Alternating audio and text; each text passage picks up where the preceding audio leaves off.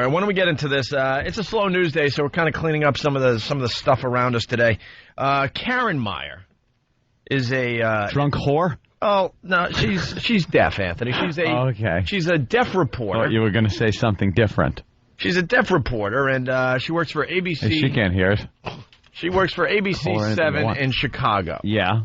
And she only reports on disability issues. Yeah, they do that in every big city. Has like the disabled person that does the disabled stories. Well, that's not stereotyping. If you said we don't want a disabled person to do the disabled stories, they'd be screaming and yelling and causing a ruckus and marching those that can. Well, usually the Asian reporter does the Asian stories. They have the black reporter doing the Asian black stories. The Asian. Whenever there's a story here in New York in Chinatown, there's always like, Lee Wang goes over there and does his story. Absolutely. Anytime there's something about genital resizing, they're right on it.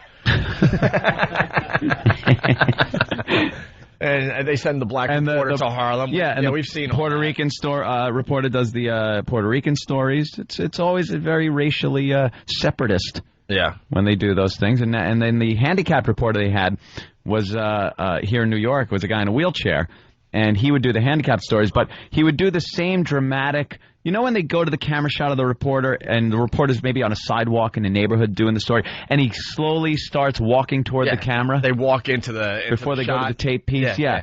He would, I swear to you, be sitting there and then roll toward the camera. Yeah. Like same choreography or whatever you want to call it. Struggling. Same thing. And he's like, I got to get up to speed. Why don't you sit still, you daffy bastard? No, here's what they ought to do. They ought to start the shot with the camera pointed at nothing, and then you hear like the ruffle of the camera, and then it aims down at him. You see him just sitting there like a dope. Like, hello, I'm here. Yeah. I'm down here, ready for my report. Hey, well, you hear him talking, you just see the top of his head. That's how it should be.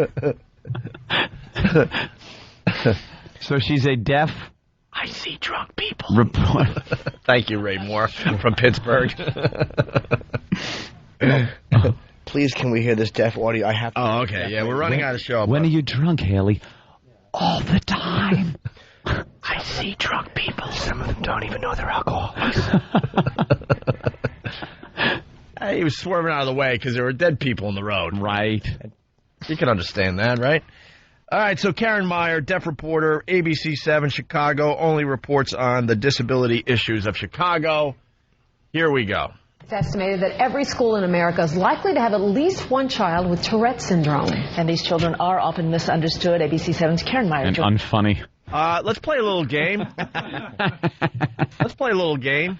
Yes, sir. Guess when the deaf reporter speaks. All right. All right. That sounds like a fun game. All right. Let me listen closely. All right, because the first two, obviously, maybe one of them were deaf.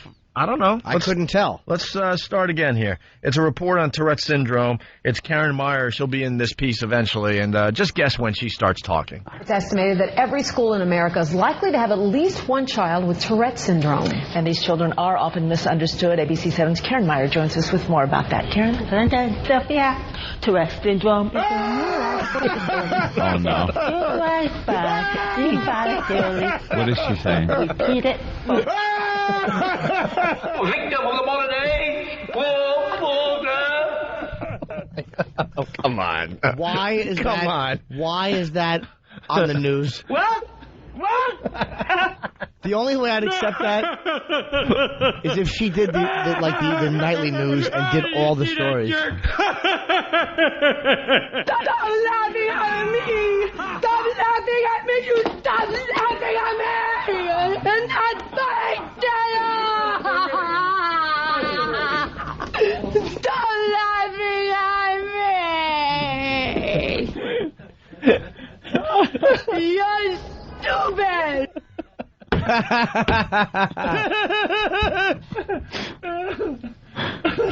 Oh, brother.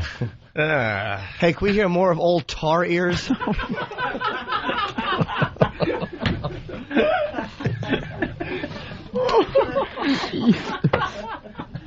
Hello, Grand Rapids.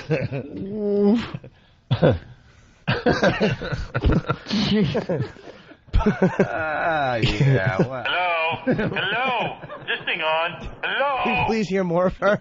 please let me hear her again? I know. We must hear her now uninterrupted because I want to try to see if I want to hear. I want to see if I can understand one word this bird is saying. What the hell is she saying? Could you put on Walkman list? Me? Trying to change banks. Put on unopened iPod. I want to hear what she says.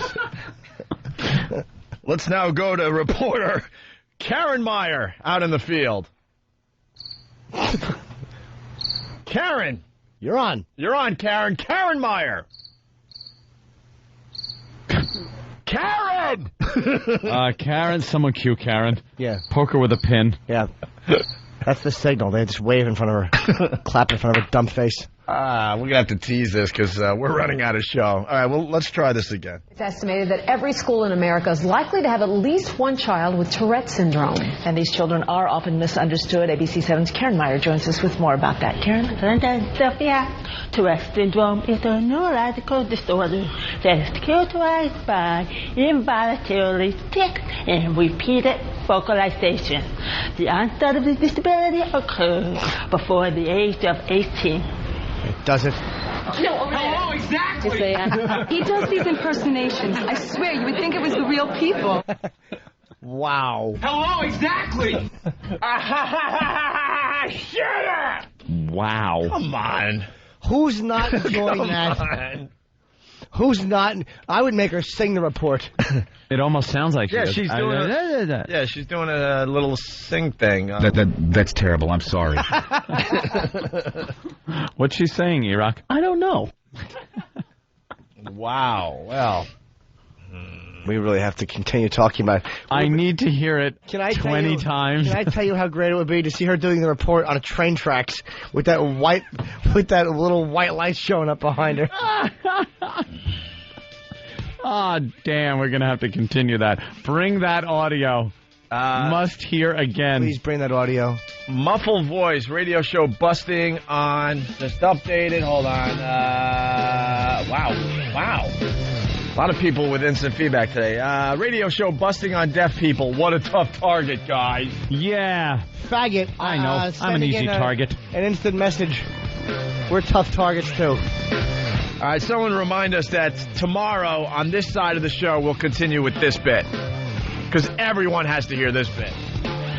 All right, because she does a story on Tourettes. She does a story on animals with disabilities. I'm standing here on the side of the freeway, and I just want to report that I'm here in the middle of the road, and there's something about double yellow lines. Karen, get out of the way. Karen, we're concerned for your safety.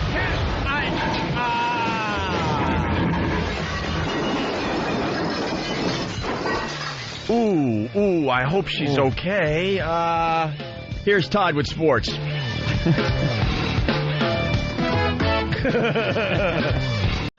All right, we started this yesterday. We got to get back into it. That running gun battle there that's on the news this morning. What Big happened? Story. They're showing on all the news things. It's a cop, I guess, pulled over a pickup truck with a couple of guys in it, confronts him. Passenger gets out and just point blank right at the cop's chest, boom, shoots. I guess the cop's okay, though. Yeah. And then just both of them, the driver and the passenger, then just started unloading on the cop. Oof, vicious. Guys in pickup trucks. Yeah, gotta watch out. Yeah, great. Now they're doing some stunt. Why are they shooting paintballs At a car? They're showing a cop video. Because it's WB11 News. Well, they also had a chimp playing poker this morning. Yeah, they had a chimpanzee playing poker, which was just adorable. Attention, WB11 in New York. World War III has begun. Yeah. Hello? World War III. Has begun. Let's have a chimp play poker instead. Yeah. Because we can't do that type of heavy lifting over there. Every other every other station has somebody in Lebanon, somebody in Israel, but WB has a group of people around a table playing poker with a chimpanzee. And it was so cute because the chimp started throwing the chips. It was hysterical. It was unbelievable. I didn't expect that whatsoever. There's nothing cuter than a chimp dressed like real people. Yep. In a little hat. And nothing cuter when they're dressed in an engineer uniform. Yes. Like they're just going to drive a train. Oh, adorable. But they're really not. Of course they're not. Chew off one of your toes. How angry would they be? They'd be crashing into other trains because they don't know how the switches work. But it would be the cutest train wreck ever. All right, here we go. Chimps. We started this yesterday, and we only got through 30 seconds of the 30 seconds, and then the show ended, damn it. Dr. Ian Smith, I don't know if you're going to love this one. It's a little I don't know if you have the sense of humor we do. I'm open-minded. Come on. I don't know if you have the cruel sense of humor. I think your doctor ethics will keep you from finding this humor. Yeah, I think so. That's what I think. I don't. There could be a nice contrast here. Yeah, because we love this stuff. It's cruel, and we can't help but laugh. Now, a lot of people see this as exploitation on our part, which it is. We're exploiting. At least we'll admit audio. it. At least we'll admit it to for our program. Right. That's what we do. But it is purely exploitation of the station that hired this woman as a gimmick. It is a gimmick. There is no real need to hire her as a reporter when she is very hard to understand. That should be a prerequisite of being a television news reporter, is that you can speak clearly and people will understand you. Just because you're handicapped doesn't mean you're the one that has to do the handicapped stories. But that's what they did. And sometimes it's a guy in a wheelchair. We had that guy in New York. I don't know. I haven't seen a blind guy yet. That'd be interesting. I'm standing next to a tree. Get by the building. You're supposed to be talking about. But they got a deaf girl, which is fine. But you really can't understand her. It's distracting from the story, and it's purely gimmick. And it's exploitation. All right, so her name is Karen Meyer. I guess she's pretty famous up there in Chicago. ABC TV. Huh? Did I preface it well enough to keep us out of trouble? Yeah, I'm hoping. I doubt it. Karen Meyer is a deaf reporter on ABC 7 Chicago. What? And she only reports disability issues. That's her job. If she's so good, why don't they give her the other stories? Yeah. She's a genuine reporter. So she does a report on Tourette's syndrome. Mm-hmm.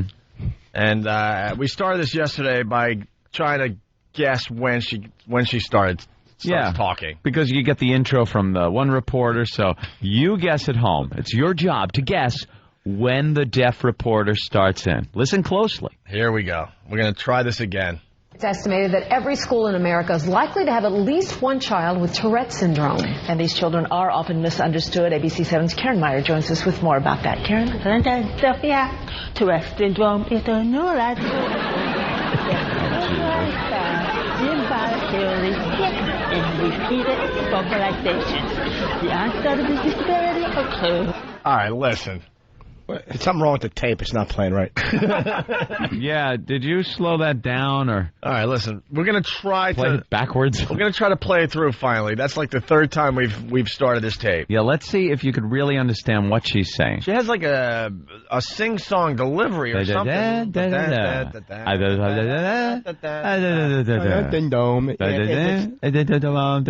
have a deaf person reporting about Tourette's. Tourette's, yeah. Tourette's come on. Tourette's wouldn't even bother her. That isn't begging to be made fun of. Yeah, I mean, come on, you guys. Can't hear it. Come on. She's a It's goof. estimated that every school in America is likely to have at least one child with Tourette's syndrome. And these children are often misunderstood. ABC 7's Karen Meyer joins us with more about that. Karen? Sophia, Ford is misunderstood. Well, I heard her say the names of the reporters. Thank you. Was it thank you, Sophia, or did she say both reporters' names or something? I think she said. I don't know. Or I'm sitting on a sofa. What did she say? With more about that. Karen? Sophia, Tourette's syndrome is a neurological disorder that is characterized by... All right, what'd she say? I heard Tourette's syndrome. Is a neurological disorder, and then she lost me. That causes you to talk like you have marbles in your mouth and you're a sing-song ass. You heard? Wow, Jimmy's good. Yeah, I picked that up. It's hard to tell, but I hear very well. I heard Tourette's syndrome, and then that's when she lost me. It's a neurological disorder. You heard...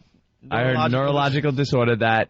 Okay. That causes you to hear things like all sound is being filtered through a garbage bag of socks. Tourette's syndrome is a neurological disorder that is characterized by involuntarily tics and repeated vocalization. The onset of the disability occurs and repeated before the age vocalization. of 18. No, over there. If they ask me why I'm doing some of the weird things I do, I'll just tell them that I have Tourette's and explain what it is. What did you During the mid to late 80s. 14-year-old Leanne Pfister is finishing up her freshman year at Wheaton Warrenville South High School. Her tics are not always noticeable. Sometimes when I'm waiting in lines at anything like amusement parks, I have a leg kicking tic, and it gets hard because I start kicking people on accident. She does have trouble writing. When I'm at school, instead of writing, I can use a keyboard because it is hard for me to write because of the Tourette's. And also, I'm given extra time to take tests. Is she unfunny at stand-up? No, she's not Kathy Buckley. Let's say hi to Mary in New York. Hi. Mary. I love you guys. I think you guys make me laugh. I drive around in my car all day. I'm a home phlebotomist. You're a what? She's a home phlebotomist. She draws blood at people's homes. She goes around homes sucking blood. What are you, a vampire? Yeah, vampire. What a Yes, ghoul. Nosferatu. Yes, that's me. I am a phlebotomist. Let's shoot this. How did you decide to become a phlebotomist? Well, actually, I have a thing for vampires. No, but You're a card. No, for real. But No. I really want to hear the deaf girl say phlebotomist. If she gets it wrong, you hit her. I'm sorry? Just say what you want to say. No, phlebotomist. I wanted to say that I didn't know that Cartman from South Park was doing news, that he was a real character. Do you know, we'll ignore that. Do you know that I was arrested once and I was thrown in jail and a larger man phlebotomized me? Thank you, Mary. Was that a joke she was saying? Yeah, yes, it was. It was a cute joke. But it was a good one. It was like in a Trojan horse surrounded by boring things. We like phone calls like that. It just proves we really don't have to try too hard on this show. I didn't know you could be a home phlebotomist. Go back to phlebotomy. Phlebotomist That's when they at go home. through, well, phlebotomy is when they go through your skull and remove the funny part of your brain. All right, here we go. Frontal phlebotomy. More about the Tourette's girl. Leanne was diagnosed with Tourette at the age of 2.5. Her mom, Susan, said she started with an eye blink. Why does she have to lisp? Does she She lisp? lisps too. Oh boy, that's tough. She's bugging me. That is rough. But if you have a lisp, why would you take care of that? Who cares? Think about it though. If you couldn't hear anything, because you're bad enough when you put those goddamn headphones on and you play the music and someone asks you something. Yeah. No, we'll do it tomorrow. Like you instantly start talking like that. That's my favorite thing to do when Opa's bothering me in the airport. Oh, yeah. I become guy who doesn't know he's talking too loud with the headphones on, fella. Yeah, because Jimmy always puts his headphones on even in the airport before you even get on the plane. So it's great just to talk really loud. And he's got the old school headphones, by the way. Yeah, very big. Really so big. then anything he says, he's in the airport. There's, you hungry? You want to get something to eat? You want to grab some food or something? And it's just embarrassing. Her whole life is like that. People get so pissed. Leanne was diagnosed with Tourette at the age of 2.5. Her mom, Susan, said she started with an eye blinking tic. The doctor said that it was a nervous tic, but then it just kind of spread, the tic spread down the body. All right. Do you want to continue or you want to move on to another one? We got a few others from her. A few other stories? Yeah, well, she's the star of the show. So Yeah. I mean, kid. Tourette's is Tourette's. We can make fun of that another day. We want to make fun of the deaf reporter today. Right now we're going after the hearing impaired. Right. I'm doing Twitter Tantani. Are you? Someone on the instant feedback is saying they know exactly what she's saying, actually. Inagata da vida. Story about animals with disabilities. So you got the deaf reporter. Disability. All right already. Animals. We get it. You're disabled and that's all you talk about at parties. Doing a story about animals with disabilities. Did you know that dog? No, I didn't know that. Here we go. This one could be a little better. Her saying, Sophia, it is almost impossible for animals with disability to survive in nature. The Brookfield Zoo is an ideal safe haven for these animals. What?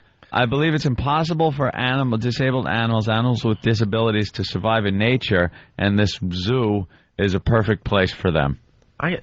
She can't be doing well in Chicago. It takes too much effort to try to figure out what she's saying. I'd watch it all the time, though. Yeah. See, anything, and I'm sorry, it is like a freak show. It's kind of, it's a freak show.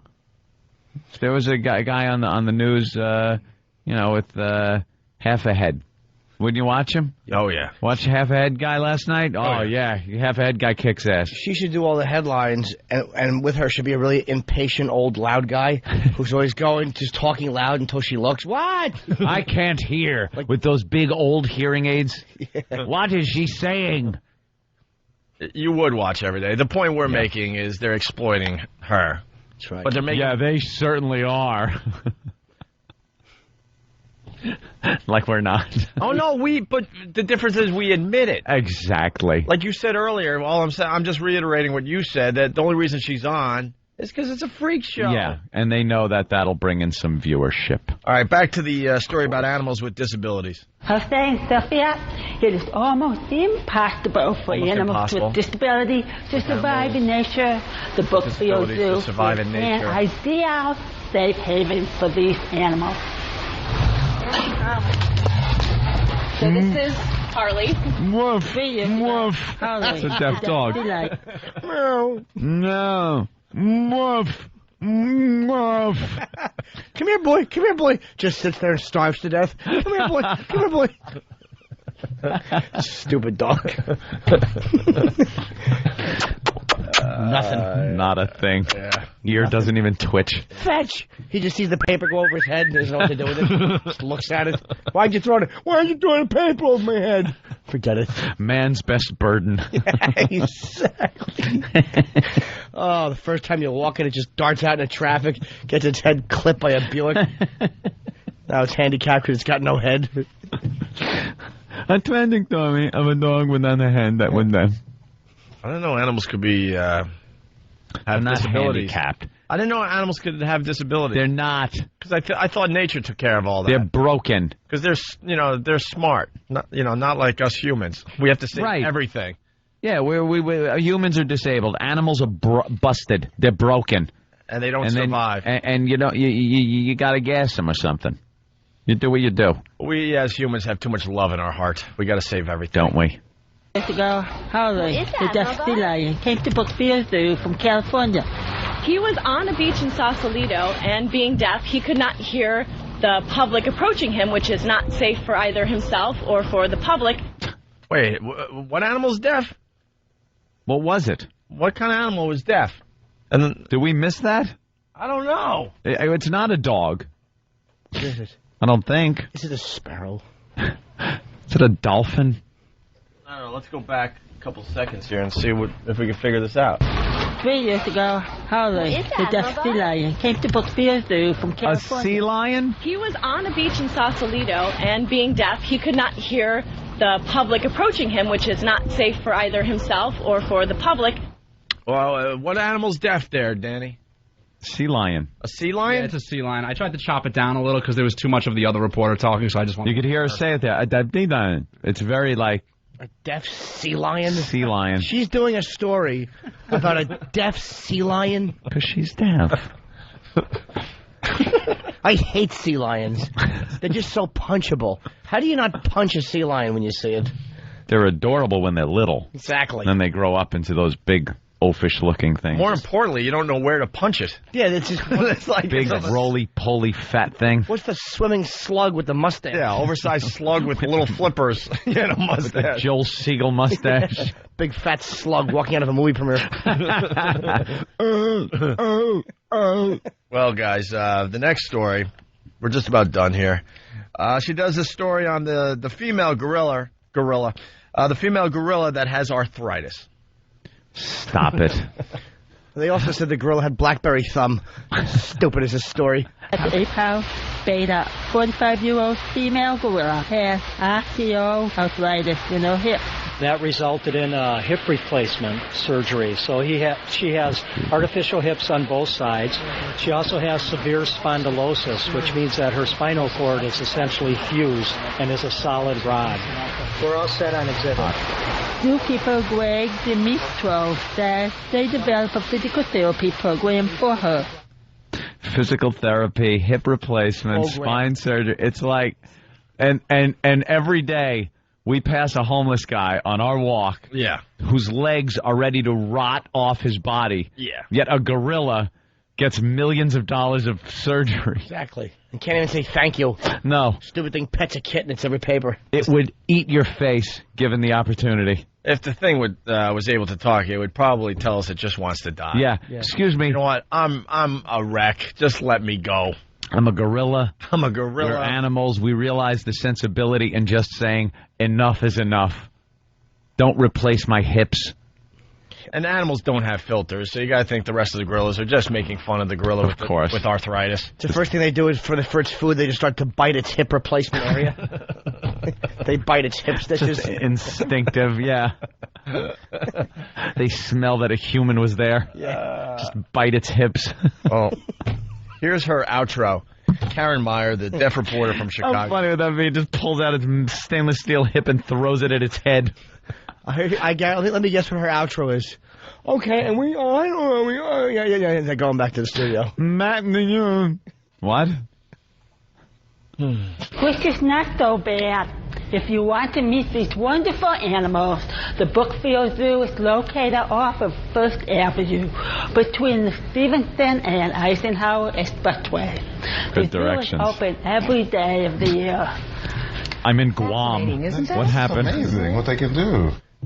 Oh, and the reporter's got... That's amazing what they could do. And he's talking about her. Yeah, that's... That guy's my friend. I know that guy. Deaf people.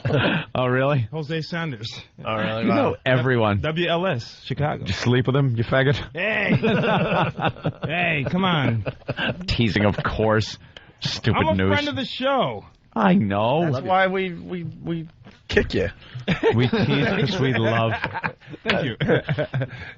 Kick me where it counts. Yeah. All right, we'll have more of that fine reporter in the coming weeks. What do you got? Please. All right, let's do a little Karen Meyer. Outrageous. Local flavor. Opie. That'd be good. What? Outrageous Opie. Outrageous Opie Hughes. Yeah, but no, it's got to be another goofy name or something. The Art of the A-Hole. Karen Meyer, she's a deaf reporter. Look, man, I don't get it. Yeah, there are certain... Look, she wants to be in broadcasting or journalism, whatever. Then write. Hey, there you go. But there are certain news agencies that like putting handicapped people to do the handicapped stories. Black people do the black stories. Asian people do the Asian stories. It's very separatist, the news, if you've noticed. What are white people supposed to report on? Just financial success and nice things? Milk and cookies today. We had that crime reporter. Is he still on TV? The guy in the wheelchair that would roll in? Yeah, he would do the same thing. He'd roll into the camera thing. You know how reporters have to walk into the shot? He'd roll in. Yeah, they'd start far away from the camera, and then you could tell right when they go to the shot, they'd start walking toward the camera. Mm-hmm. Right here in this quiet neighborhood as he's walking toward the camera. Well, the wheelchair guy would do the same thing. He'd be there, they'd go to him, and he'd slowly start rolling toward the camera. Like both the camera and him doing a dolly shot of each other. Well, Karen Meyer, she's a deaf reporter, and you can't understand what she's saying. Yeah, I'm sorry. I'm sorry you're deaf. This is where we need Chicago's help. Do they have the words on the screen? Oh, is it subtitled? We would know that if we were local. Yeah, we would. No, we wouldn't, because we'd turn this off every time this mumbling idiot got on television. Who watches her? Well, she did a story about... What'd she say? About Latinos. Did she? With mental illness. Ugh. Keeping with the handicapped story thing. I dare you to understand what she's saying. That's right. I defy you to understand one word out of her mouth. The art of the deaf. Mondo hearless. The art of the soundless. She hears nothing. She just opens her mouth and dog-like noises spew out of her hole. Yes, we know this is an easy target, but we can't That's why we're hitting it. We can't help ourselves. What are you supposed to do when somebody throws a curveball? Let it pass or knock it over the fence? Right. This is a curveball. Her whole life is a curveball. Thank you. And don't worry, she's not going to hear the abuse. Yeah. Hanging curve. Then no one sign it to her either. Yeah, really. You have rat outs. Don't be a buzzkill. Don't do, with your hand. I think someone thinks I'm going into then. Those mother. That's not very nice. Well, here we go. Here we go. And by the way, before anybody calls up, do you enjoy making fun of the handicapped? We certainly do. Right. Yes. More than breathing. It's too easy. We like the easy. The Latino population in Chicago certainly has grown in the last decade. The demand for health care has also increased, especially for those with mental illness. And ABC 7's Karen Meyer joins us with more this morning. Good morning. Good early morning, Stacey and Kevin. In response to the number of Latinos on Chicago's southwest side, Retards established a mental health center which specializes in programs for Spanish-speaking individuals with mental illness. Wait, can you pause there for a minute? This is what political correctness is. Spanish-speaking individuals with mental illness. Yeah. Retarded Puerto Ricans. Why do you have to have all those words? God, the deafer you are, the less you should say. Right. You don't It's just add easier words. for you. Let's say hi to Frank in Chicago. Frank. Morning, boys. How are you? Good morning, Frank. I got to tell you, they do put the words on the screen for the closed captioning. Just that's great. All right, that's what we need. And for more local flavor, it's 70 degrees in Naperville. Oh, thank you for that. Hey, thank you. Hey, you guys are welcome. That's good. That's good to know. I'm going to be strolling Michigan Avenue later. Oh, you are? I can spend some of my money finally. Take a nice walk. Yeah, why not? Big hello to St. Charles. Back to the story. Spanish-speaking individuals with mental illness. Located in the Chicagoland neighborhood, Tourettes Southwest Center is a busy place. The center opened 2 years ago. Okay, terrific. What? What? Why? Arr! Why? Victim of the modern age, poor girl. Yes. Yes, indeed. Yes, oh dear Lord. Well, she'll explain the services of the mental health center here in this clip. Good. Tourettes Southwest serves people from the age of 18 to 60 years old. They provide counseling, case management, employment training, housing, and socialization. Stop it! Maria began the road to recovery. How about 2 some years energy? ago. Stop it! Diagnosed with a psychotic disorder. She's been hospitalized 3 times. Hello? This is downright depressing. I don't want to watch this. I think it's a hoot. It's actually all I want to watch. They should have pop-up videos over her head, which just mean like a cartoon train drawn behind her that she doesn't hear. Or a horse and buggy running her over. You have her in front of a green screen, and you could just put in video of a train coming at her with her. Not a clue. Well, whenever she talks, they should just be cartoon figures drawn behind her that are yelling, "Shut up!" Fred and Wilma. Our listeners are going to do exactly that. You just gave them a project. Nate in Chicago. Nate. Hello. Let's go, Yes, Nate. sir. Hey, what's up, buddy? Hey. Hey, it's that. They only put that girl on it right before the soap operas at noontime, so nobody's watching. Oh, really? They do. Well, they get the women watching, and they're all, sympathetic. Yeah. So they can feel good about themselves, that they're doing something nice for somebody? Absolutely. All them heartwarming stories. Yeah. That's nice. Boys. All right, thank you, sir. Oh, Opie, that's nice now. Don't make fun. Here's the outro. To learn more about Tourettes Southwest bilingual program, go to our website at abc7chicago.com. Go to the news tab and click on disability issues. And certainly the Latino community is so huge in Chicago, just second only in the nation to Los Angeles. So a lot of need here. Huge amount of news here. That's what you want to promote. Hello, plummeting property values. You use your tongue prettier than a $20 whore. Does she? Does she slim? Is that supposed to be sexy? You want to do another quick one before we take another break? What's this one As about? long as it's uplifting. Runners with disabilities. Oh, All right. Runners with disabilities reported by the deaf reporter. Aren't they called crawlers? Got to cover all angles here, huh? Yeah. Because we're all equal. Yes, we are. Good morning, Stacey and John. Anyone who is trained for mealtime knows pain. For some runners with arthritis. Imagine she starts her report while the weather guy's still going. She has no clue. We got breaking news here, and but you, Eric and Kathy don't make fun of her. Hey, God bless her. I can't believe those guys would do such a thing. Well, you know, she's a local staple. You know, it's a story of courage. Yeah. And we're going to have her on our program today. The segment producer is courageous for actually handing that in. Here you go. This is quality enough for television. Deaf people are taking our jobs. I'm tired of the deaf. They're taking over this country. Hostily. Good morning, Stacey and John. Anyone who is trained for mealtime knows pain. For some runners with arthritis, it's their commitment to raising money for the Arthritis Foundation, which helps them cope with their physical restraints. These 4 runners with arthritis are training with the Arthritis Foundation Joints in Motion.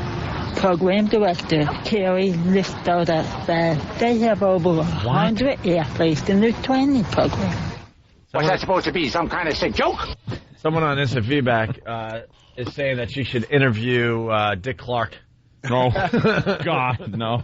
That was Dan in Philly. And finally, the end of the story. I have no idea what she just said there. Nah, what was the problem with the runner? Who knows? I'm not even kidding. I have no idea. The beginning and the end, they all sound the same to me. Right. If you want more information about Joints in Motion, Arthritis Foundation, and the Chicago Marathon, go to our website at abc7chicago.com, click on News, and scroll down to Disability Issues. I really admire you for running another marathon. And How many? Karen's done 5 herself. I know. Are you doing it this year? No, I think I'd retire from marathons, but I do love the marathon. I think it's awesome. Yeah. We'll be cheering for you and all the women. Right, exactly. Yes. Joints in Motion. Yes. Thank you, Karen. Oh my God! You can tell the news people there are like, oh boy, let's get this over with. Nice ears, Dick. You bumbling incompetent. Hey, man, if you're going to throw this on TV, we're going to make fun of it. We certainly are, even if you're not. That's what we do. As soon as I get home, the first thing I'm going to do is punch your mama in the mouth. With that, let's go to Ian in Philly. Ian. Yo, what's up, guys? Hey. Hey, man. Yo, it sounds like Karen Meyer should be interviewing Al Franken. Ooh, do we have that clip? Little callback. So. All right, we're going to find that clip. We'll play it after the break. All right, thanks, guys. That's You guys code. are great. All right. Do we have that clip as code for find that, Eric, or you're fired? I hope we have that. Well, Rifle through it's one of the greatest clips ever. All right, she should do a story on those useless little flaps of skin on the side of her head.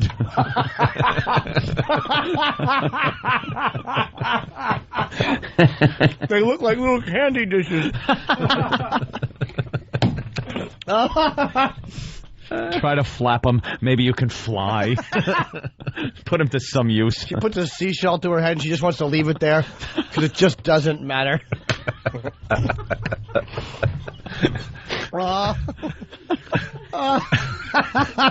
You should just make them into planters. Planters.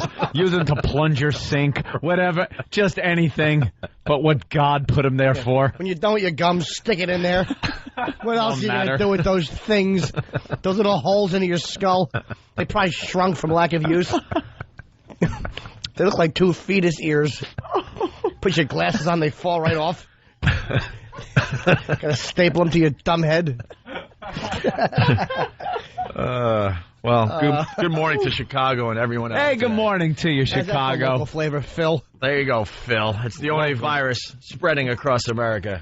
We were just saying a few minutes ago that Mr. Imus was giving us props once again on his radio show. Yes, he was. We got MSNBC on in the background here. We got a lot of TVs here in New York City, so we could keep an eye on things. And one of the TVs is dedicated to Imus and MSNBC. MSNBC. He's broadcast on there in the mornings. And he had this to say about us about, 15 minutes ago. I was listening to Opie and Anthony yesterday, and little Jimmy Norton, he was there. And I don't know where they were. They could have been in Chicago, but I'm not sure. That guy Norton is a riot. Oh, man, they are Norton screaming. is crazy. So anyway. He thought we were on in Chicago, broadcasting from Chicago? See how good we are? See Phil? how good we are? See how good we are, Phil? At sounding local, no matter where we are. Even Imus thought we were in Chicago yesterday. And where are they? Alaska? What planet are they broadcasting from? Is it really tough to fool Imus, though? I know. Let's be honest with each other. He's a legend, but he thinks we're broadcasting from Chicago. Chicago? What an idiot. So anyway, they're playing these public service announcements that run in Chicago for handicapped people. Oh, God. Sounds like a scream. Yeah. Well, I mean, it's always good for a laugh. There you go. We played PSAs for handicapped people? I think he was referring to the woman, what's her name? I'm sorry. Karen Meyer. Karen Meyer. Yeah. Who, she's deaf, and she does all the handicapped segments on the news. And whenever they have a handicapped news story, she's the one they pull out, and she does it in her inimitable style. And that's what we were playing, and I guess Imus had heard that portion of the program. All right, they're not PSAs. PSAs or something. It's a I just laughing. It's a deaf newswoman that does these pieces on the handicapped, I guess. Yeah. Well, I mean, it's always good for a laugh. There you go. It's nothing you can. It's nothing that you should do. What they do, but nothing like making fun of the less than fortunate. Handicap runners deal. No, it's too funny. I mean, it doesn't get any funnier. Did Jeffrey happen to hear that yesterday? Well, that's what I'm saying. It's not something I would do, but I mean that doesn't mean I don't think they should. That's just another. Maybe I was tired. I was screaming, laughing. Yeah. Maybe it was the OxyContin or something. Well, if I could get some. He doesn't even know what he was listening to yesterday. He was laughing, though. Yeah, he was laughing. That's good. It's nothing he would do. Nothing I would do. You gotta goof on it, though. Yeah, someone's got to point these things out. We're sorry that we have to be the people that do it, but if there's a deaf reporter and they only give her the handicapped stories, right? Someone's got to point that out. Yeah, absolutely. Matter of fact, we got one more segment from her if you want to go there. Great. Well, for Imus. He seemed to enjoy it for so Imus? much. Yeah, why not? Well, he listens to us on the Albuquerque station, so yeah, because he's still down there in New Mexico. Down there in New Mexico. At his ranch, so I guess he listens to us in the afternoon or something. Do my show on horseback. I think they rebroadcast the show in afternoons. Yeah. I don't know. So that gives him the chance to, is it? Or is it? I don't know. I'm learning all the stations we're on. And we're figuring it out. And when they play the show. Most of them pick it up in morning, so. Well, we could do it again. It's Karen Meyer. Mm-hmm. We got one last segment from her. We were going to save this for another day, but now that I'm just talking about it, maybe we should give him a little more. That we shouldn't do it, and I wouldn't do it. Well, this is the worst one, too. Uh-oh, what is it? It's Karen Meyer. The setup, she works there in Chicago, and she's deaf, and they throw her on the news, and she does these cute little stories about the less fortunate. And the one I'm about to play. Oh, no. Oh, no. What? Teaching Down syndrome kids to read. Oh no. Okay, maybe we shouldn't. What? I want, you know something? I'm going to look at this with an open mind and try to be inspired by it. Yeah? Yeah, I'm really going to give it a try. I'm going to look at this like human beings look at it. This is a stretch for me. It's really a stretch. But like human beings, the people that tune in and go like, oh, that's sweet. I'm going to try to look at it like that. But in all fairness... Don't look at me, because I'll laugh. When we played this audio yesterday, it wasn't about what she was talking about. It was how she was talking. It was how, because you can't really understand her. She's on the news in a huge market, and you can't understand what she's saying. Mm-hmm. But we learned yesterday they have subtitles or something. Yeah, they have to put subtitles under. If you got to do that, no, I'm going to try. I'm going to try. You're going to try not to laugh? I'm going to try not to laugh and to really look into the story and be inspired. All right, it's Karen Meyer from Chicago, teaching Down syndrome kids to read. Mm-hmm. Children with Down syndrome learn to read in a different way. ABC 7's Karen Meyer joins us with her. So far, so good. With a stick. I was like, wow, she's really learning how to talk. Sorry. I can't. I'm hearing it already. Learn to read in a different way. With a boot to the chin. It's stupid. Children with Down syndrome learn to read in a different way. ABC 7's Karen Meyer joins us with more about that. Karen? London, Sophia, children with Down syndrome can learn to read as young as preschool age. Once they start, the results are incredible. 3 days a week at GD's Playhouse in Hoffman Estate, children are taught reading. And which one says jump? Nice job. The easiest way for them to learn to read is to teach them whole words first. Okay, so which one of these says cut? Sherry Andres is the literacy program director and mother of a child with Down syndrome. I can't. I say we just stop here, man. I can't. What a mess. What? I can't understand her. She's talking about a subject that I could just go off on for an hour. Who is watching this in Chicago and taking it seriously? Well, there it's are a people freak that go. show. They're the awe people. There's not many awe people out there. You see them on talk shows and stuff sometimes when they bring out or these other entertainment shows, when they show something and the whole audience goes, oh, they're the awe people. You want to just drop gas into the building when people go, oh. You remember when Rosie O'Donnell did the retard movie, Riding the Bus with My Sister? And it was just a scream. It's a comedy. The thing is a comedy. It's Rosie O'Donnell going so over the top playing this retarded woman. Well, she sounded like Pee Wee Herman. Yeah. I gotta get on the bus. Get on the bus. Just over the top. And Tony Danza, during his show, when that was on, he showed a picture of her. He goes, hey, let's look at Rosie and see what she looks like in costume. Just look at this, because it's adorable. And they showed her, and the audience went, oh, she's wearing like this Shirley Hempel wig. She's got one red and one blue sneaker on. You know she's like wet her pants. She's just a mess. And the audience goes, aw. And it gives me like goosebumps, the awe audience. But Tony Danza doesn't mean that. No, I was making fun too. Of course, as soon as the camera stopped rolling, he's Did you see her playing a retard? He's making she fun. plays a great Todd, huh? He's just playing his role on stupid morning TV. Aw. Ugh. So there's That's who people out watches there. that. Yeah. There's not a lot of them out there, though. I know in Chicago, from what I read the other day, most people are going, ay, caramba. Yeah. Very large Hispanic population in Chicago, second to L.A. It's happening in every city in America. Except one. What? I think states. More states are becoming more diverse, I read yesterday. Every state is becoming more diverse. Except one, and I think it was like West Virginia or something. Well, of course. Won't you keep that?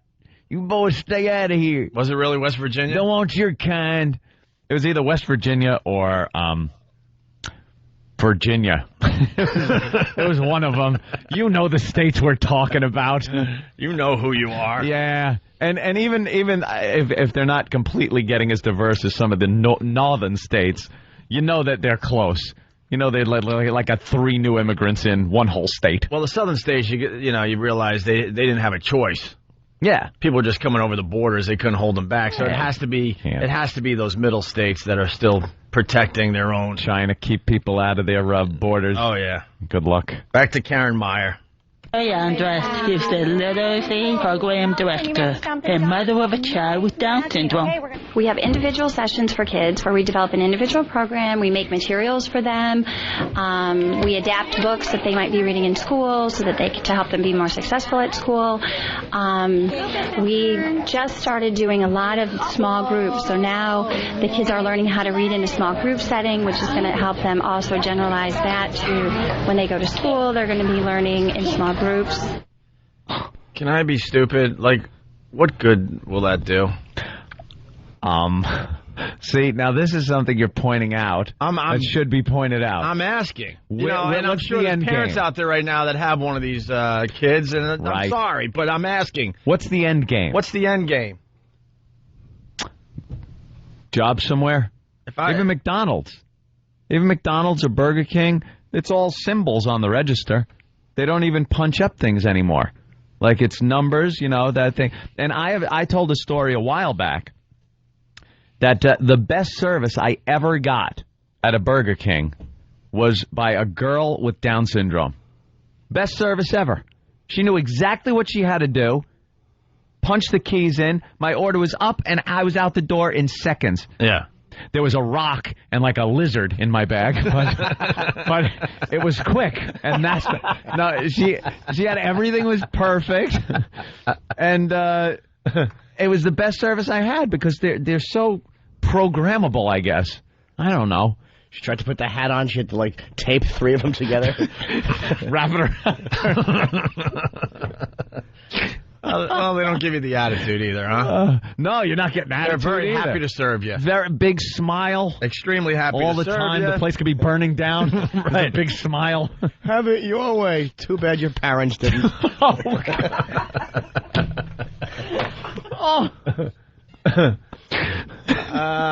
Let's go to Chris on Long Island. Chris, what's up? What's going on? I just wanted to tell you, you're all going to hell. Yeah. 90% of listeners, myself included, are going with you, bro. We know. We're just asking the tough questions.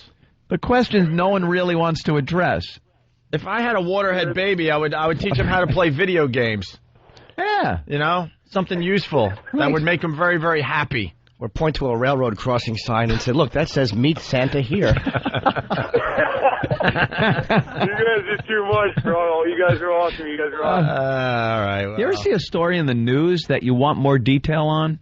Like, but they don't give it? Mm-hmm. There's stories about sex or some kind of story about it's supposed to be a touching story about the handicapped, and there are so many questions you want to know. Like, well, how do they go to the bathroom? How do they do this? But no one ever wants to address that kind of thing. And everyone that's curious, everyone's curious about it and is running through it in their head. The second you see somebody, like once on Maury, I believe I saw a torso with a head. Something happened. There was no arms, no legs, nothing. And they propped it up on the chair, and Maury, of course, gave it the, "You are beautiful. Let me tell you something. As a person, you are beautiful. Don't let people make fun of you." Oh, Maury, okay. All right. Shove this freak off. Bring on the next freak. Bring on the next freak. And I just sit there wondering, and I don't care what questions they're asking. But no one calls Maury out on that. It's the modern-day freak show. Yeah, under the guise that he's helping these people. P.T. Maury.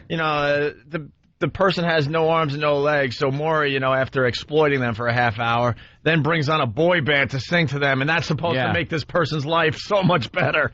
And it's like not even in sync. It wasn't even one of those like name ones. And all those people are in the audience, they're at home, but the reality is... She'd be clapping for you right now if she had arms. Right. The reality is Maury's just showing off a freak to everybody. Freak show. It's always that. Because you're not allowed to do it anymore at the circuses. It's under the guise of... I'm different, don't laugh at me. I'm different, don't point. Today on Maury, I'm different, don't point. And then what does he do? Put him in front of a television audience where a bunch of people can go, hey, come here, you got to see this, and point. And that's asking too much from humans in general, because if you walk down the streets in New York and someone has like a mole that's a little too big, you're staring at that. Yeah, one of those big Aaron Neville things. You're trying to tell us not to stare at the lady that's crawling to work on the sidewalk because she has no legs. Skateboard guy with the 2 irons in his hand going down the street because he doesn't have and you wonder, like, where does that cut off from? Just under the lungs? Or does he have, like, a private area? Is it just his legs? I don't know. I want those questions answered. And I want to know how people with no arms or legs take care of cleaning up after they're done doing what you should do on a daily basis. How do you clean that area up? You just, I don't know. Scoot on the rug like dogs. Just shuffle along and spoil your carpeting. Just turn the sprinkler on out back. Go ahead. Clean up. You want to hear another clip before the break? Oh, please. Karen Meyer, Chicago reporter. She's deaf, teaching Down syndrome kids to read. They learn to read family members' names first. Ah, that's handy. All right, we're going to start with Gigi. Very nice. Gigi and Jessica are 3 years old. They are learning to read using pictures with typed words. We teach them to read first their name and mommy and daddy and, their brothers and sisters' names. It's very highly motivating for them, and we sort of teach them the whole program using those words. Jessica's mom, Gail, Gina, Melissa, says her daughter is doing great. Mommy. She wants to read all the time. Her favorite pastime really is pulling out the books from her bookcase and reading. Allie, good pointing.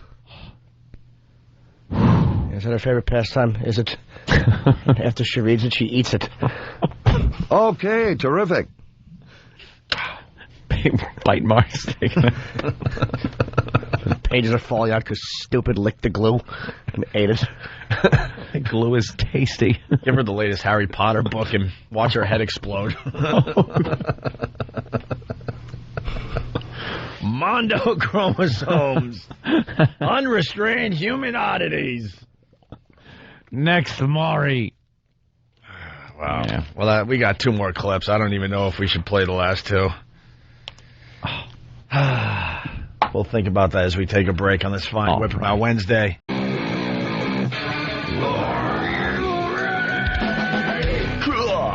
It's the Opie and Anthony Show. The ONA virus spreading across America.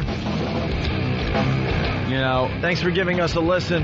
What's up, Ant? Well, we're pointing out some things with some mentally handicapped people in the break we just did.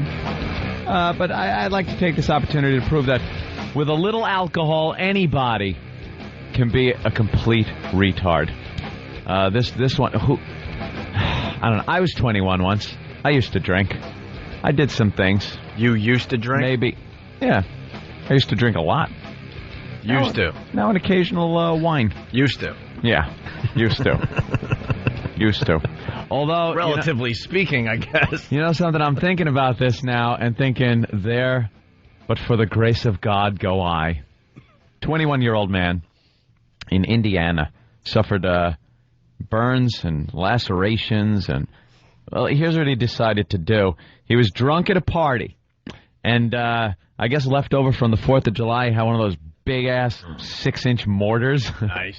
You know those things? You have to bury a pipe in the ground, set them off, boom, and it makes an explosion like you see at Disney at their fireworks display. What do you think this guy decided to do with it? Okay, let me give you the ingredients to this disaster in the making. 1 6-inch mortar, a lighter, duct tape, and a football helmet. I think he did not. It's not that hard. He tried to propel himself as a rocket. Let's just say he duct taped the mortar to the football helmet, put on the helmet, what an ass, and lit it while being drunk, because why would you do this in any other state? Please tell me his neck snapped in half. Well, his girlfriend said Spangler decided to duct tape the firework to a helmet, lit it. She told police she saw a large flash, then saw Spangler on the ground unconscious, bleeding from the head. The helmet was destroyed by the blast, and he's being treated for lacerations, He's still concussion, alive? burns, severe burns. For now. Is there a picture of him? No, I would love to see that, though. Boy, that'll teach you. Very, very good. But that kind of, I was ready to just rip the guy, but I remember being that age, and my brother's Army buddies coming back, and they came back with this tank simulator. Simulated the blast of a tank shell hitting, an Abrams tank shell hitting the ground without the shrapnel and whatnot, but the same concussion and blast.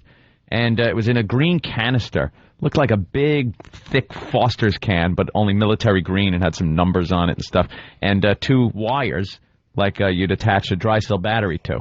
So went, got some wire from the hardware store, the whole time holding this thing like a beer between your legs while you drive and drink and drive, back in the old days.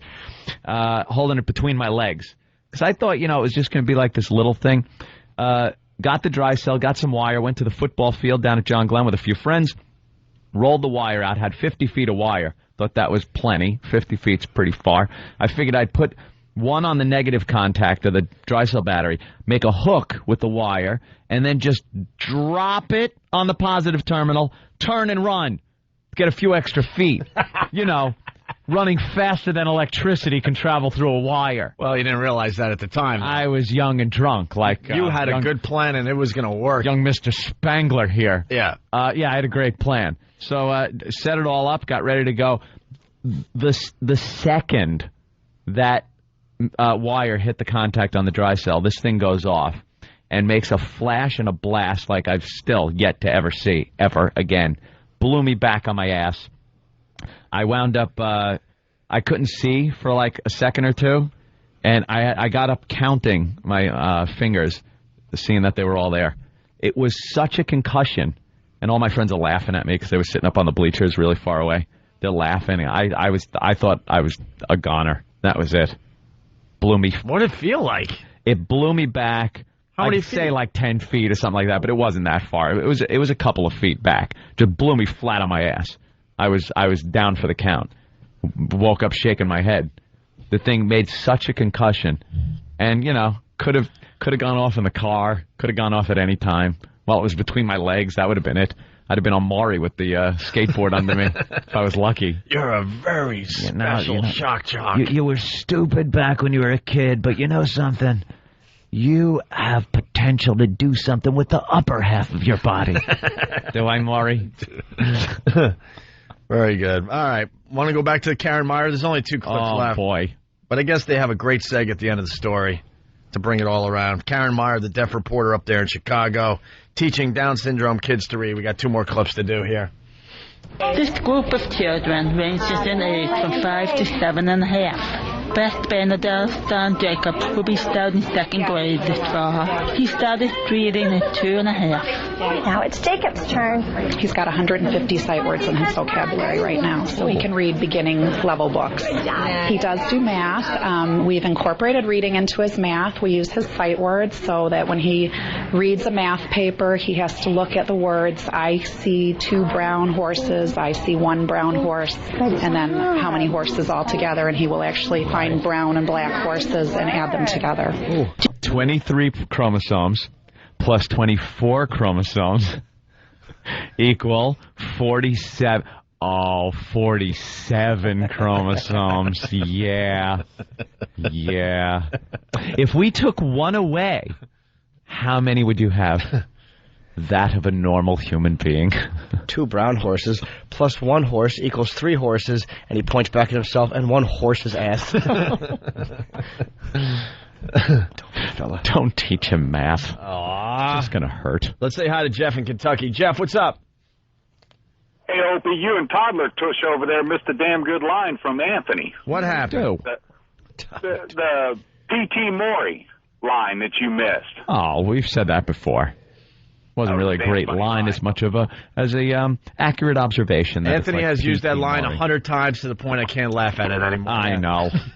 I didn't even want to say it, but it invites physical revulsion from everyone around. Exactly. Absolutely. That old gag. You know that story Anthony just told? He's told it 10 other times. Please. Did you hear how I was laughing like I was listening to it for the first time? For the very first time. That story was for you new markets. To show what a horse's ass I was when I was a kid, but everyone else knows already. Wait till you get the Dreamweaver story someday. I'm sitting there going, boy, I wonder how this is going to end. I hope he's okay. Maybe it'll end differently this time. I should end it different just to mix it up. And I blew a leg off. This leg right here, maple. All right, here's the outro to Karen Meyer and her fine story on teaching Down syndrome kids to read. Today's literacy program is growing. Parents are strongly encouraged to be part of the program. Nice work. What does this say? I've had people from Champaign that have come and spent a day and just made materials. We actually had a woman who was going to India who had a nephew with Down syndrome who wanted materials to bring back to him in India. Right. This program has been amazing in getting her the jump start that she probably can use, and she's been blowing everybody away at school. They were like surprised that she even knew how to do that. Very good. Nice reading. TD's literacy program is free. For more information, call 847-885-PLAY. Or go on our website, abc7chicago.com. Look, you can. That was such a nice thing, too. All right. Oh, it's such a nice thing the anchors have to get in there. Except hooking up your pizza. Except what? We might have missed a great line there. What? What? Except hooking up your pizza? What the hell was that? Is that what she said? Go on our website, abc7chicago.com. Look, you can. That was such a nice thing, too. All right, story. Thank you. You're welcome. Next up, perking up your pizza. Oh, next up. Perking up your pizza. Perking up your pizza. That's it. Right, great. That shows how important her story was. Yeah, right. Before the perking up your pizza story. If your kid's a source of embarrassment, here's what you put on a pie. Wow. All right. Let's say hi to Steve in Israel. Steve. Hey, oh boy. Yes, Steve. You guys wanted to know. You asked the question of why people that hate this program listen to you. Well, it is a virus. That's no if. I can't stand any of you guys that haven't been able to stand you since I listened to you. But then on the other hand, I want to just give you all a big kiss, especially you, Jimmy. Thank you. No homo. Can't stand us, but he can't stop listening, is what I can't stand it, but you guys are funny as hell. I cannot. I've never hated people as much as I hate people after listening to you guys. You brought a whole new light to my life. Why is it that you hate us, sir, if we make you laugh? Well, you guys are just a-holes. You know, I think we're making people laugh at. I think we're making people laugh at things they wouldn't have laughed at before, and it bothers them. Like, oh my god, I thought I was brought up better than this. Yeah. Yeah, that's exactly right. I thought I was brought up a lot better than to laugh at this kind of stuff. But, right. It really is a fourth grade playground mentality. Just bullies until a bigger bully comes in and punches us in the face. Yeah. But anyway, you guys are great. But are you really in Israel? Am I in Israel? I said I'm Steve Santani from Gaza. No, I'm not in Israel. Are you hammered? Yeah, what's wrong with you?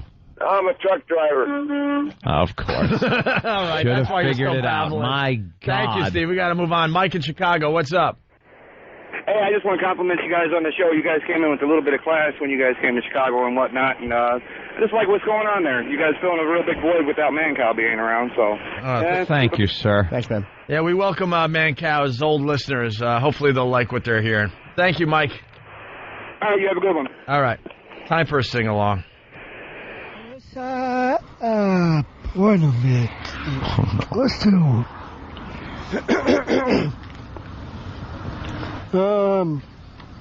Let's start again? Yeah, let's do it. Okay, go ahead. Is this Jimmy bringing us back into the show? God bless America, the land of all the more. Set aside her and guide her. Her's the land of all the above. Set aside her and guide Guide her a little more. Her's the land of the sun. Come on, God bless. God bless America, my home, sweet home.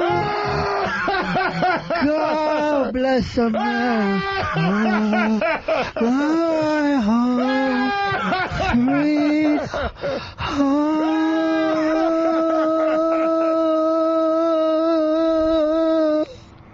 What a note. That goes on the checklist as another thing you're not good at. Got applause. Awkward applause. Nice, a little awkward there, but... All right. Has that been our tribute to the handicapped? We're going to try to sneak this in before we get out of here. What do we got? Chicago, you awake or what? Wake up. Want to say hi to everyone listening to us on WCKG in Chicago. Hi. Chicago. Get up. Karen Meyer. It's time for another Karen Meyer report. Mm-hmm. Let's do this politely, Ope. You want to explain Karen Meyer to Adam? Yeah. Well, if you notice around whatever city you're in, usually they take a reporter that kind of matches the story. So if there's something happening in one of the black neighborhoods, they'll send the black reporter, Asian reporter, Hispanic reporter. They do that. Well, this woman does all of the handicapped stories. For the most part, they send her out to do little investigative reports and happy stories or tragedy or whatever on the handicap. Okay. And she happens to be handicapped. Now, we've seen this before, guys in wheelchair. We had one in New York, and it was really funny because he would do the standard shots. You know when the newsman is kind of standing there when they go to him, and then he slowly walks down the sidewalk? Yeah. Walks toward the camera. And then while he gets right to the camera, that's when they cut to the film scene. Right. He would be in the wheelchair. They'd go to him. And then he'd slowly wheel toward the camera. Like they didn't change the format or anything because he's in a wheelchair. Dolly. That's it, yeah, Dolly shot. Just Dolly the human. Leave the camera still. And she does all those stories, the handicap stories. What is her handicap? She is deaf. Hold it. Can't hear a peep. Wait a minute. Yeah. She's on TV, and yes, she's deaf. Yes, she's deaf. How does she hear we're rolling? I mean, how does she... Exactly. It must just be... someone's behind her yelling, she's just going to keep going. She is the greatest. No city can beat her. And you have audio? Oh, yeah. We go down this road from time to time. One time the director yelled, "Cut." She smacked him in the face because she misunderstood reading his lips. There's your laugh for this morning. That's hilarious, dude. And that wasn't Funny Man Jim Norton, by the way. I thought it. That was Anthony. Just asshead Anthony. So now what story was she covering, the deaf chick? Well, she does all kinds of things like, what was the last story she did? Do you remember? There's something on... Horns aren't loud enough. iPods, what are they? Dolby? Question mark. I think kids with Down syndrome trying to read... Latino. Oh, that was it, right? Latino cripples trying to run a marathon. Yeah, this story's like that.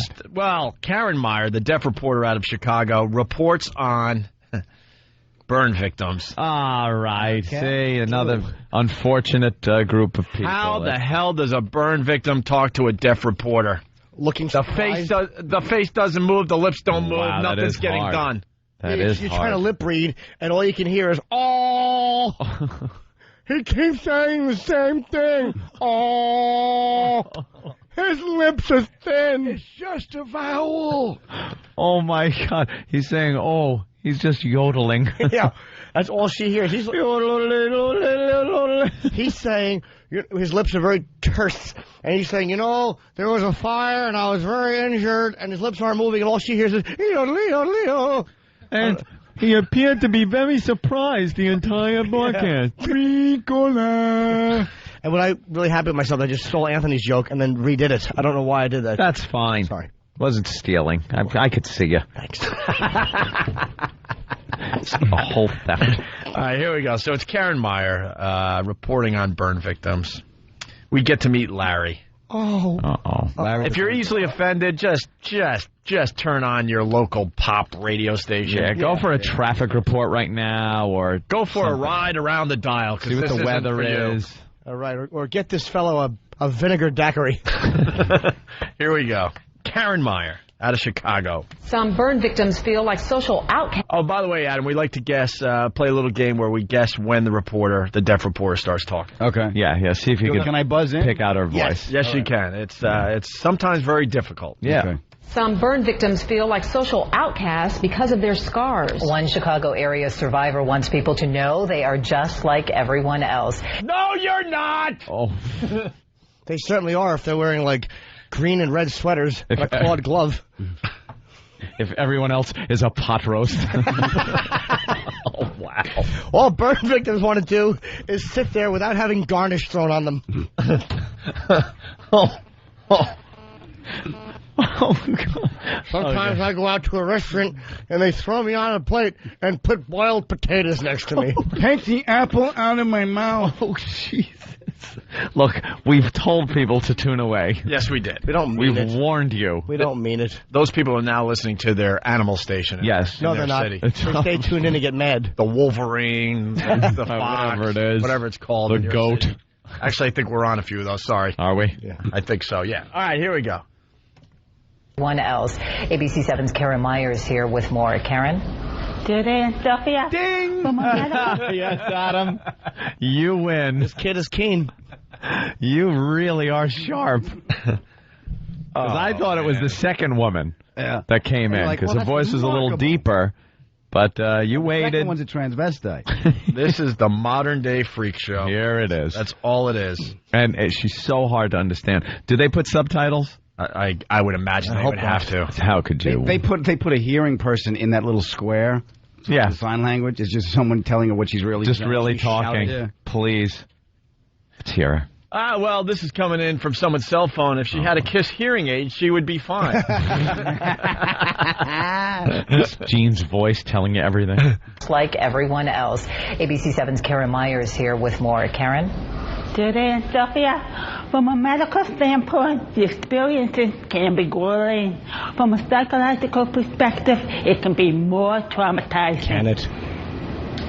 What is the difference between... What? That threw me. Wait, It's like you just heard, what? Wait, I'll stop. What? She said from a medical standpoint it can be grueling. From a psychological standpoint it can be... I forget what she said, but she's not that hard to understand. But then there was a gap No, there was a... Yeah, there was a bunch whole of gap there. before that. Bunch of blah, blah, blah. I just love the gap and then the what? Yeah, let me play that back. From perspective, it can be more traumatizing. What is... What? All right, well, we'll continue here. Perspective, it can be more traumatizing. What is the difference between boogers and broccoli with little kids? Kids won't eat broccoli. 14-year-old Lanny Boy has an amazing personality, especially considering... All right. Isn't that a pussy joke? This is going to take a while. Apparently his funny bone was burned. Word to the wise, if your face is ever caught in a fire, don't tell jokes. Don't become a stand-up comic. Because you are the joke. Oh. God, my. Just don't let her broadcast, like, emergency announcements. Just What happened? Keep her at state fairs and stuff. Not any vital information that we know. Yeah. We saw a giant pig. Well, that's why she's always doing the handicap things. Yeah. All right, let's get back to it. Boogers and broccoli with little kids. Kids won't eat broccoli. 14-year-old Lanny Boy has an amazing personality, especially considering everything he's been through. On my brother Devin's birthday, 1995, our house caught fire, and there was no way for us to get out, so we were trapped. He and Devon got out, but not through 2-month-old sister Stormy.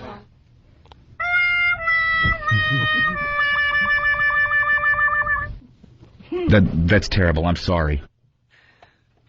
Like, we told you to turn the channel. I want to turn the channel and I'm in the room. Yeah, I know. How do you turn the channel when you're doing the show? Aw, little Stormy didn't poor make little it. Stormy. We feel bad for Stormy. Bob Kelly's crying somewhere.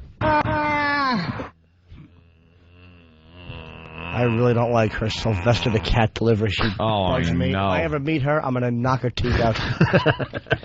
Back to you, Tweenie. I'm going to drill my fist right into that worthless appendage on the side of her head. Into that into that candy dish holder on the side of her head. Give her a couple of cauliflower nothings. She's got to fill out the police report. It was a man with a shaved head, beanie eyes, and a Kiss shirt. I want to drill my knuckle right into that, whatever it is, that stupid tiny bowling bag on the side of her head, which does nothing. Sound bounces off of it and falls right into a shag rug. Well, you can't wrap up, man. We're in the middle of something good for once. Take that in your cochlea. Oh. I wish Opie was there when that kid told that joke to laugh right in his original recipe face. original recipe. Was that horrible? What's the difference when Karen Myers lip reads boogers and broccoli? Put on what? Her response? No, the joke. What's the difference when Karen Myers lip reads boogers and broccoli? What? Nothing. Nothing. That's Bird and Philly. Is there any more of old eardrum needs a drum roadie? Well, Bill from Brooklyn, at least we can understand Freddy Krueger face. So that's coming in, horrifying everybody. People are just sitting in the production awful. meeting. Have the deaf reporter talk to the burn victim. Oh, no, not the music. Is there more? Oh, yeah, there's 3 more clips. So. Damn it. Somebody remind us tomorrow that we have to continue with Karen Myers. All right, let's get into the Karen Meyer thing. We played the first clip, and we never got to the rest of them. So we'll replay the first clip and finally do the rest of it, okay? Karen Meyer is this deaf reporter. She's deaf. She's a reporter. Let's handle this one with dignity. She's got courage. I agree. For the new people listening, let's handle this in a way we would never handle it. She's got courage. She has courage. This is a wonderful, touching story. She does all the special needs and special needs folks reporting any type of an injury for Chicago. People that would be considered handicapable. Handicapable. Good point. Handicapable. Good way to say it. Very sensitive. She's deaf, so hearing impaired. Yeah, she's hearing impaired. Hearing impaired. Oh, I'm sorry to use such an insensitive word as deaf. Do they do the old subtitles and all that? I would assume they do the subtitles. Not familiar. Haven't seen any video of her, but it would be helpful to the viewers at home. It would be nice to ask someone from Chicago, but no one's listening. Oh, they'll call in momentarily. They better. So, yeah, she's doing a report on burn victims. Poor people. I cannot believe they're getting away with this. It's a modern-day freak show is all it is. Has nothing to do with her being a good reporter. They're people, too. They're people, too. Some burn victims feel like social outcasts because of their scars. One Chicago area survivor wants people to know they are just like everyone else. ABC 7's Karen Meyer is here with more. Karen?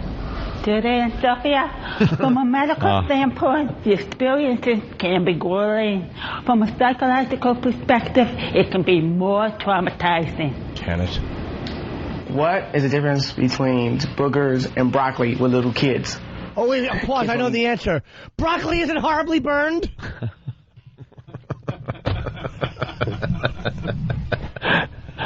I bet that's not it.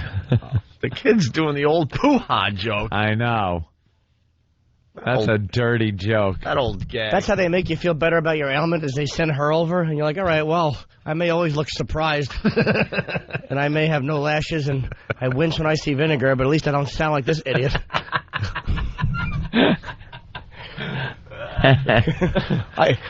Burn victims always look like they're yodeling. Do we ever say that on the show? Maybe. Here we go. Boogers and broccoli with little kids. Kids won't eat broccoli. 14-year-old Lanny Boy has an amazing personality, especially considering everything he's been through. On my brother Devin's birthday, 1995, our house caught fire, and there was no way for us to get out, so we were trapped. He and Devon got out, but not their 2-month-old sister, Stormy. Do me a favor.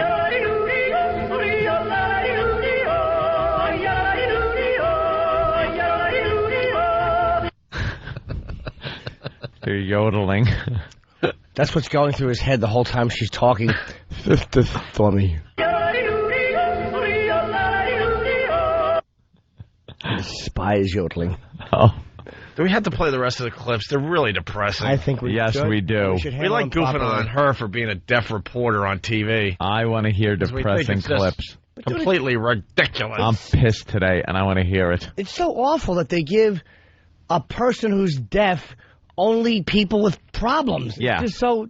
Why don't you get a Jewish guy and only let him deal with stories about Jews or a black? It's like just They do. They do that. They do in New York. They give the black guy the black stories. Only the black Hispanic neighborhoods. reporter the Hispanic stories.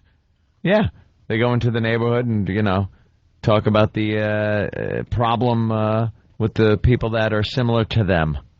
So now you get a handicapped person has to do the handicapped stories. All right, here we go. Handy-capable. 80% of Lonnie's body was burned. Ow. He and his brother became patients at La Wabida Children's Hospital on Chicago's South Side. I had to go through a lot of surgery, a lot of rehab exercises. I went through a lot of things. Emotional distress, guilt, all different types of things. They had to wear what's referred to as jobs, the skin tight. Grandmother Doris Murray says it was hard for the boys to grow up. They would have to go out into the community with these masks, and honestly, other children would become so frightened. But my heart would always just ache inside when they felt rejected because of how they look. So they have learned to, if someone's staring at them, they've learned to come up and say, "Hi, I'm Devin. I'm Lonnie. I'm a burn survivor. How are you?" From someone's cell phone, Karen Meyer sounds like she just got done running a marathon race and is severely out of breath. Mm. Oh, my God. They do use subtitles? Yeah, I guess so. They would have to. I only pick up a word or two here and I know. there. Can't understand her. Dr. Blair Stolbach is the child psychologist at La Wabida.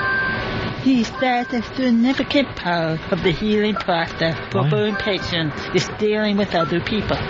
Because they look different, because they look scary, and a lot of burn survivors find ways to educate people about what's happened to them and the fact that they're not scary and people don't have to be scared of them.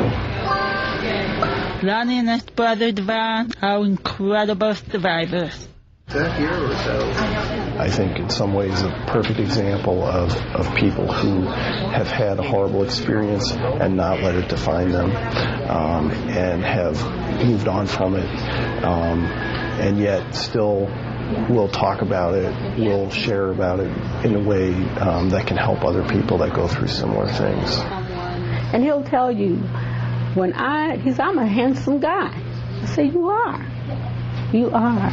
You're a very handsome guy. You're a handsome guy. Probably not the right message to be sending. Yeah. No. It's very sad that he's a burn victim.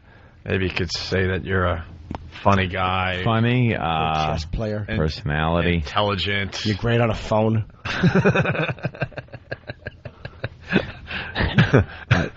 Don't get the kids' hopes up. I mean, Yeah.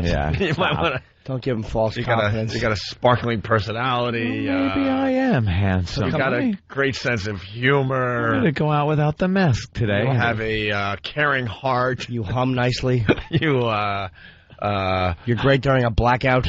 You scare little children. I mean, oh. You, Do you really want to give him like that false confidence? He'll walk up.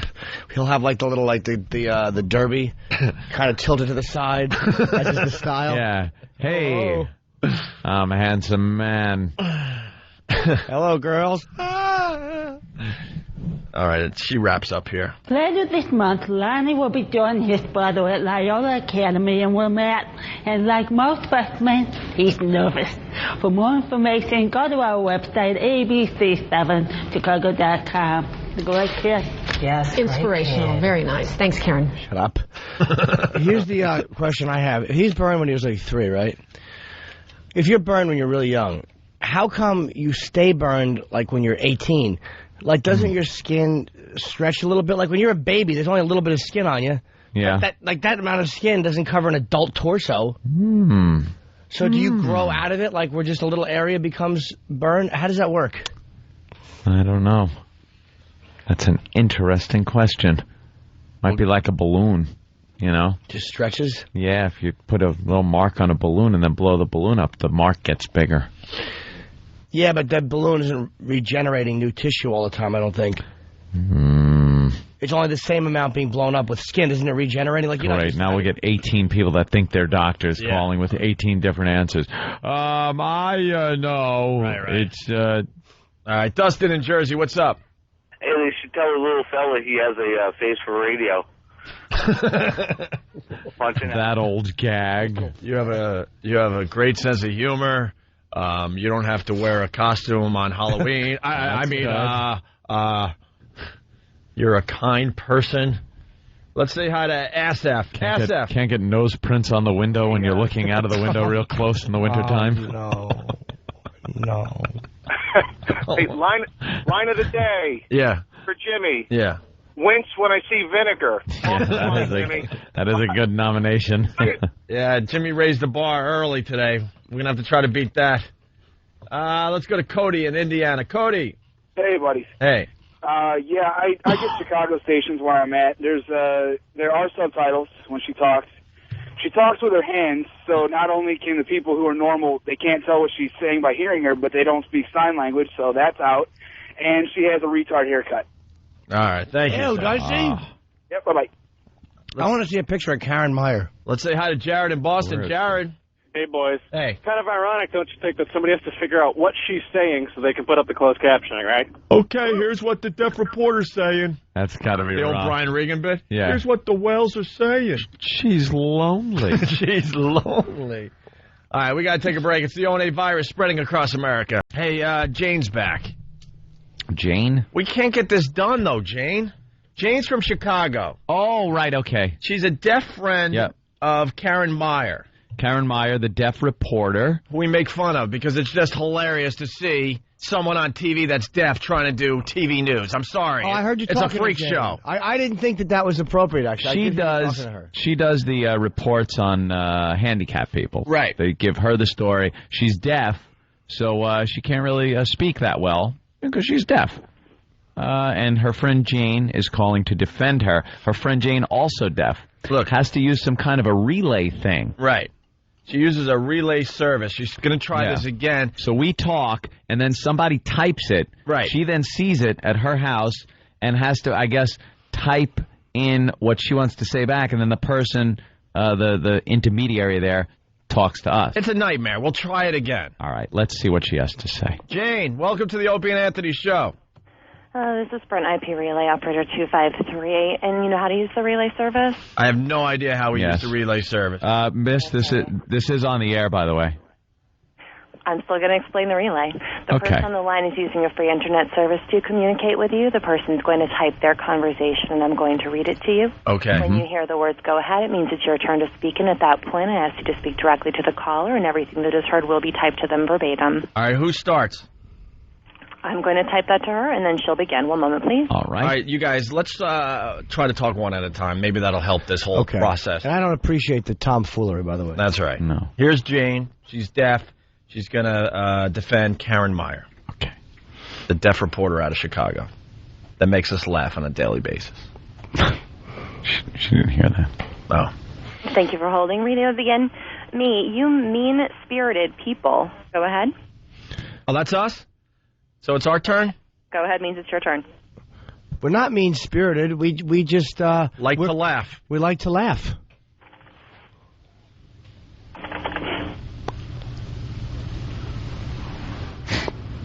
This takes a while, I guess. It's okay. They haven't figured this one out.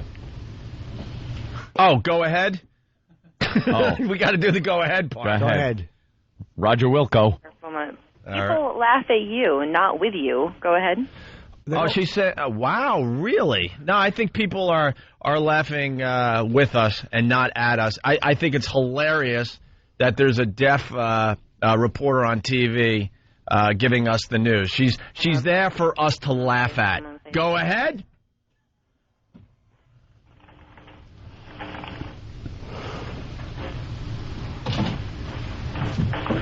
Wow. What did they do before technology? They just punch deaf people. It is not nice to make fun of people who are hearing impaired. It is not our fault. We try our best. She is not there to laugh at. Is trying her best. Go ahead. Well, what does it matter because you can't hear what we're saying about you? Go ahead. Is that good? That was a good one, right? Thank you. Kind of makes sense. I didn't even think about it like that. I thought how can the deaf get mad? The deaf and the Amish, I think, is the safe bets because they're not going to hear what we have to say. The Amish Go are ahead. safe from being moved on for like a week. Go ahead. My friends tell me you are stupid and dumb. Go ahead. Go ahead. Why are your friends listening to this show? We're despicable human beings. And how do you hear them with those two candy dishes hanging on the sides of your head? Go ahead.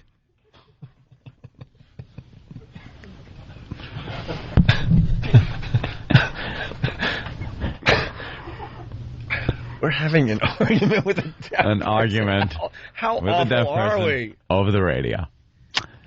By the way, it's time to take it up a notch. Head. Who's with me? Oh, no. All right. Oh, Jesus. Don't make fun of them. Why do you have to make fun of everyone? Are you uncomfortable with yourself? Go ahead. We like to make fun of easy targets because they can't fight back. Go ahead. Being honest.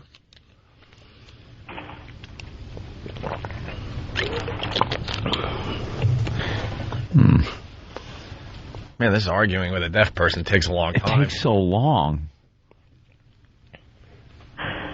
Well, look around your room. A lot of easy targets. Go ahead. Go ahead.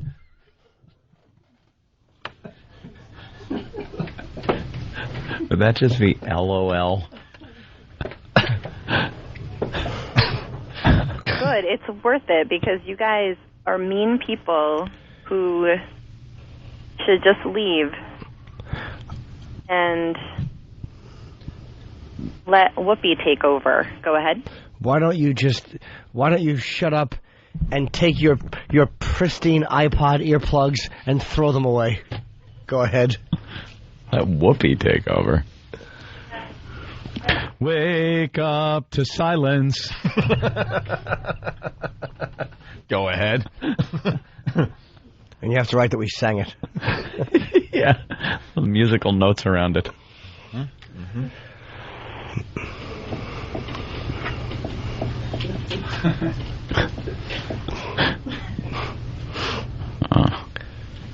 Boy, I feel bad for the poor girl that's typing. Oh, yeah. Cut our throats. That's a horrid job. No kidding. It's thankless. He must have said a lot there. By the way, the way the other one fights back, you are dumb and not nice. I know. How old are you? It's like it's the least bit of information possible they put out, you know? I think we should all just get together and play Twister and have a good time. Let this all just blow over. Go ahead. Would you be comfortable drinking out of our mules? Go ahead.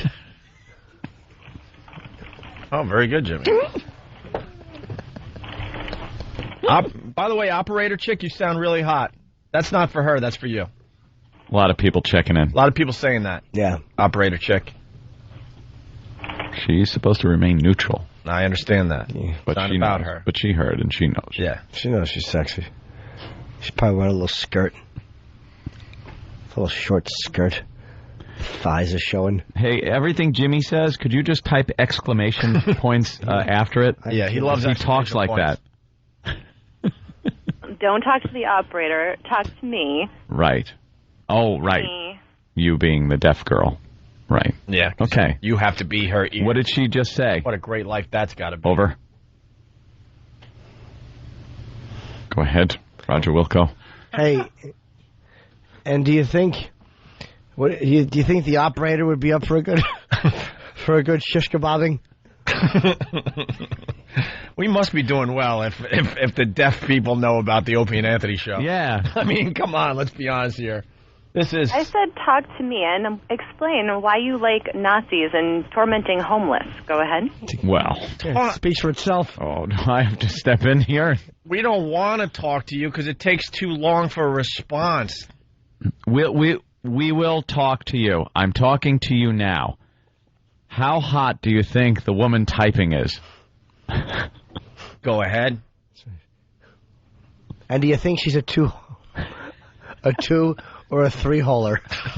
Go ahead. I feel bad for the operator. She has to type whatever we say. I know. It's horrible.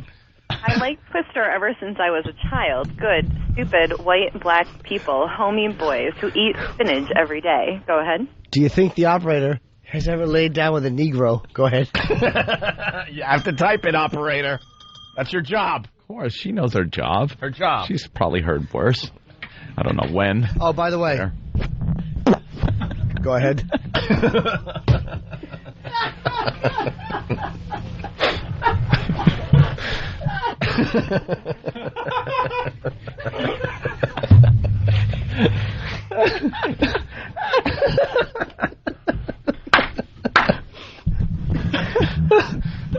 Yeah, she sounds hot. I think she has nice tits. Go ahead. Oh, hey, wow. The deaf lady has a potty mouth. We just had to dump out of what she said. But Do you think she said that, or is that the operator just pushing herself? The deaf lady probably said something else stupid like, "You're dumb, be nice."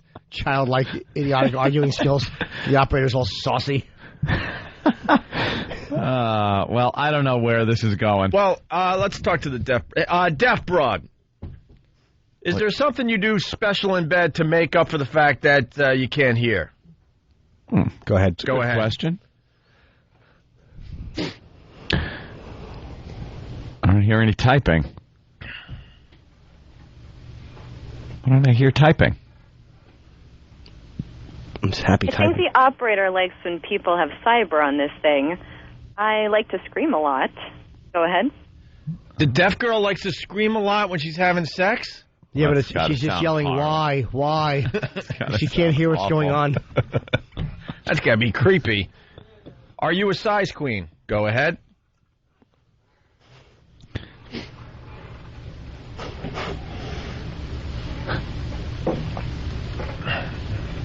We should ask how she knows so much about the show. Yeah. I think we're on DirecTV, right? Yeah, but you can't watch us. No, I think they might have closed caption. Are you kidding me? Do they have closed caption on DirecTV? That would be amazing. Because how does this deaf girl know all about us? Read. Go ahead. Okay.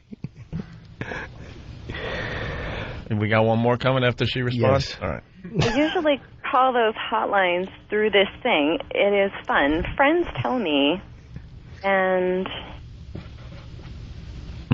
can get it put into words on the internet. The internet. All right, we got one more from Jimmy. Go ahead. Francis! Go ahead.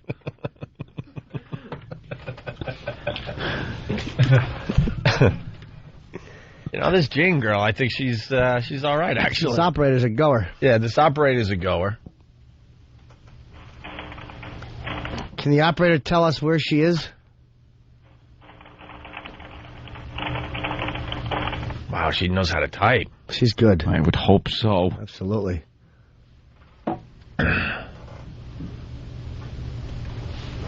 We're just about done with this, Wow, right? this is hard. I think the operator is under your desk. Go ahead. Oh, very nice. All right, listen. We got to wrap up because we got to do radio for people that could hear. Yeah. Jane in Chicago, let's not forget that Karen Myers is being exploited by that TV station there in Chicago. No one is watching Karen Meyer because she's a brilliant journalist. They're watching because it's a freak show, and that's the reality of what's going on in Chicago. Go ahead. I bet you this is Karen Meyer under another name. No. You don't think so? Oh, well, wait a minute. We haven't heard her talk. Why can't we just hear her make a noise? Yeah. Well, then with that, maybe Jane could call up the show and we could just yell at her. Tell her to sing. She probably sounds like young Frankenstein. Love you guys. Punching out. Go ahead. Signing off. All right. See, she listens to listens. Thank you, hot operator Have a chick. good day. All right. Thank operator. you. Bye. All right. Oh, wow. Oh, boy, she didn't sound happy having to deal with that part of the conversation. Could she be? Thank you. Rich in Paramus, what's up? You know, I just drove into a pole listening to that. No. No one ever actually drives into a pole or a wall or an abutment. All right. Imagine somebody tuning in for the first time and hearing that. They're not going to know. They think it's public access or something. Yeah, no kidding. KDK1. Unbelievable. All right, thank you, sir. Let's say hi to Jack in Westchester. Jack? Best bit ever. Frankus. How'd she go spell ahead. that? I don't know. That was a fan suggestion. Yeah. She doesn't even care. Like, she just typed it up. She was miserable. How could she not be? We were asking if did the operator ever bet a Negro. Just want to hear that. Awful. We made it work finally because that Jane girl's been calling our show here and there for the last month. So apparently a friend. All right, let's fan of the show. We got so much to do. I don't know where to go. Where you want to go? You want? Just grab something, throw it in, and we'll laugh at it. All right. It is a weird, slow news day. We took care of the politics. We took care of the golf is not a sport. It was good. We took care of pot talk in general today. A lot of pot talk today. Where you talk like you're on pot, not talking about pot. I understand that. Okay. Well, she makes it really easy for us, and we really try to not go here. But this time around, we can't help ourselves. Karen Meyer is back. Karen Meyer. Love her. We can't get enough of Karen Meyer, but we kind of think, in a way, it might be too easy and too mean. But, when she's doing something called Crip Slam Sundays, it is our job to play the audio. What is it? Crip Slam Sundays. Karen Meyer, of course, she's a news hooah from Chicago. Jesus, you're trying to be nice? A news hooah. She does the, little human interest, disabled stories. Well, she's deaf, and she's on the news. She's deaf. Which is just amazing to me. It's amazing to me. They have to run subtitles under her reports, because you really can't understand what she's saying. See, if Karen Meyer's allowed to do the news, then I should be allowed to just play on the PGA Tour. Yeah, why not? Why not? Why is she on the news? Except for the fact it's something people talk about, and it's a freak show. It's a gimmick. It's a gimmick. Style. A lot of these people have style. She has substance. It's a gimmick. How do you know if she has substance? You can't even understand what she's saying. You have to read. She makes you have to read the news. That's right. You have. If I want to read the news, I'd pick up the New York Times. You're gonna have to read Pan's Labyrinth. You're gonna have to read. You had to read. I'm not reading Downfall. Crouching Tiger, Hidden Dragon. Das Boot. Guess what? Boot. Read it. Decide not to read those. Just because she said, "Where are we quitting?" You have to understand she means Hillary. Mama. You have to understand that it's Barack Obama. All you got to do is listen to her. Listen with your heart, not with your ears. She's making a mockery of us broadcasters. How about that? What you, Opie? She's making a mockery of the business. Back through, Al. What do you say, Al? What do you say, Al? That make it through? What do you say, Al? Al? Welcome, Opie. That's a judgment call that Al's gonna have to make. What do you say, Al? He has no idea. He's throwing his arms up in the air. I don't know. It kind of sounded like it, I guess, with a W. So Karen, what does she do a story on? It's Crip Slam Sunday. She does the disability stories. I don't know what Crip Slam Sunday is. We're going to find out here. No, we're not. Is that anything? I would love to know. Is that anything like Blood Slam Tuesday? Yeah, I'm thinking the Crips. Is it the Crips? She's kind of ripping us off, telling Fred who, because back in the day, we started a thing called Crip Bouts. Ah, yes, cripple fights. Cripple fights, and we want to call it Crip bouts. And someone reminded us that maybe you shouldn't show favoritism to the Crips. Yeah. And we're saying no, Crips as in cripples, but I guess it was too close, and it got people nervous.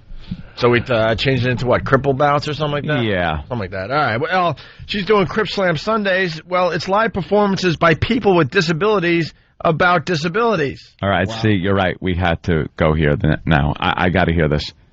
This is like people performing, and they have disabilities, and their performances are based on their disabilities. Correct. Oh, I love this. Remember this city. Nothing better than a comic with CP or something that goes up. Or, this city on Ma Emma. Oh, my God. Oh, it's despicable. And I want to hear every moment of it. All right, here's Karen Meyer. She's out of Chicago, by the way. It's the final countdown. Why does it have to be bad 80s songs, by the way? That's all they hear. They don't know what new music is. Because that was the last time they heard. I get it, they're deaf now. Oh, God.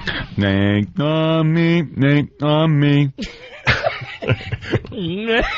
Make me up, make me a big dog, then no top.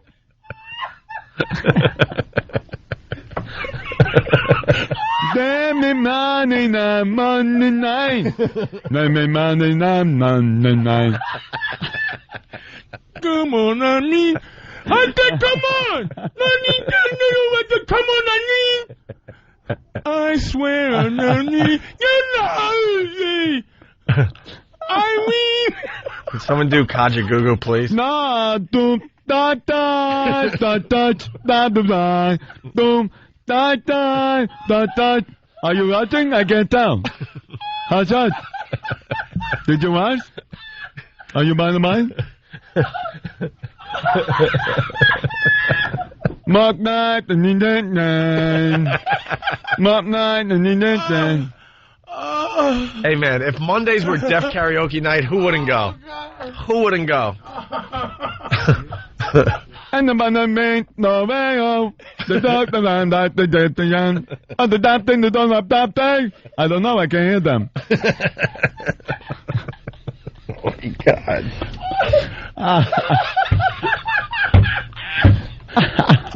God.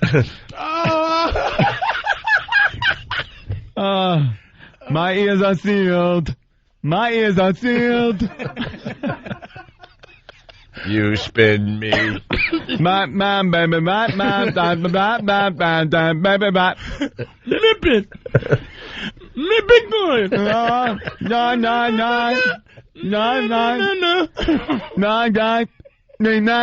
Don't do it, bam the band that do that, don't do it, man the band don't bad that. Man, your mom go. Frankie said, I don't know. So stupid. Make me up before you don't go, 'cause I can hear them on the apple alarm clock. Wake me up. I told him get me up. Before you know. Could you do Tainted Love, please? Dun dun dun bim dun dun dun. Man, man. Hits the table. No, man. Then da da man, ba ba be do man, man. Oh.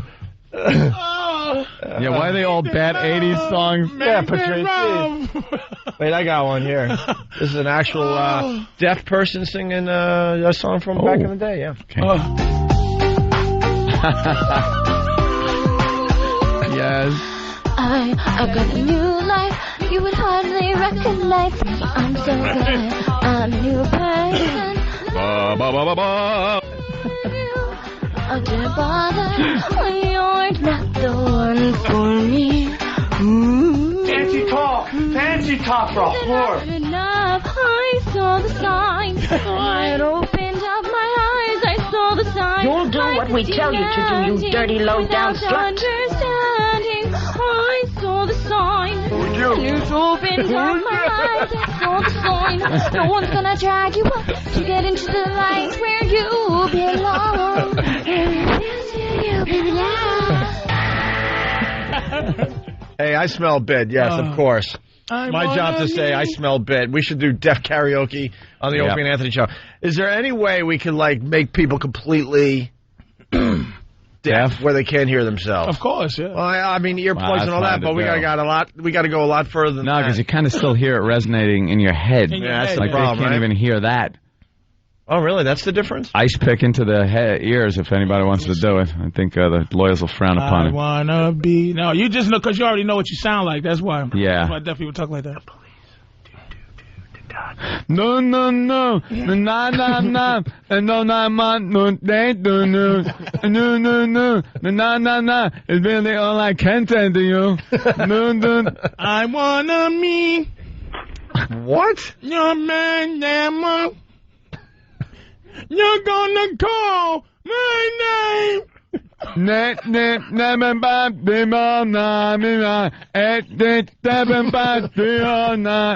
done it, but I can't hear the call. Hey, let's go to Sean. Sean, what's up? What's up, boys? How we doing? All right, Sean. I can't hear Mexican radio. All right. Punching out. Oh, boy. There's always one. Party's over. Always one. Party's over. What's up, Jim? The bit is over. The bit is over. What's up, Jim? This just isn't funny. My son's deaf. This is irreprehensible. What? Or irreprehensible. Hey, are you the owner of this radio station that we're on? No. All right. All right. Then carry on with the bit. You can't hear it. But you know what? I bet you if people as long as you don't tell the son what happened today. People are always defensive against the thing that the people. hits too His close son to would home. probably be rolling. Yeah. If he heard if it. he could. No, what happens then when he you wouldn't be deaf. 99 loof balloons and deaf is not funny? When you do a show like ours, the problem is everyone laughs until it hits too close to home. And then it's like, hey, I enjoy everything else you guys do. Exactly. But the deaf thing, not funny because I got My son's a sissy swimmer. My son is deaf. It's like, all right, we get it. I'm diabetic. You still eat cookies.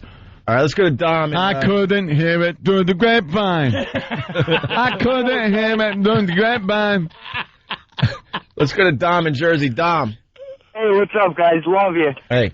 Hey, I wanted to hear what Domo Arigato and Mr. Roboto would sound like. It probably would sound the same, no? Yeah, no,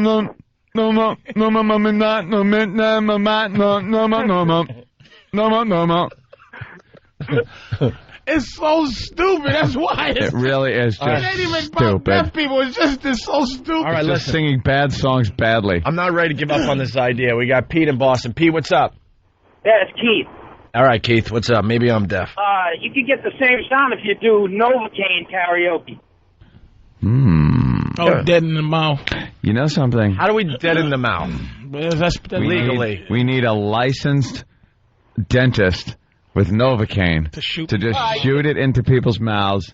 That's stuff they sell over the counter to make your mouth numb. Nah, that doesn't work as good. I'm talking that when they got to work on your bottom teeth and they hit that nerve right at the jawbone where it just deadens half your face, do it to both sides and then have them sing karaoke. Yeah.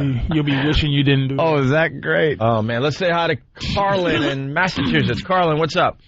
Hey, you mentioned deaf karaoke. There's actually a bar in Quincy, Mass. that has a deaf rapper on karaoke night. Oh, wow. We need audio. Wow. We need audio. I'll see what I can pull off the board. But, I mean, the guy starts and goes like 2 minutes past the end of the song because he just has no idea.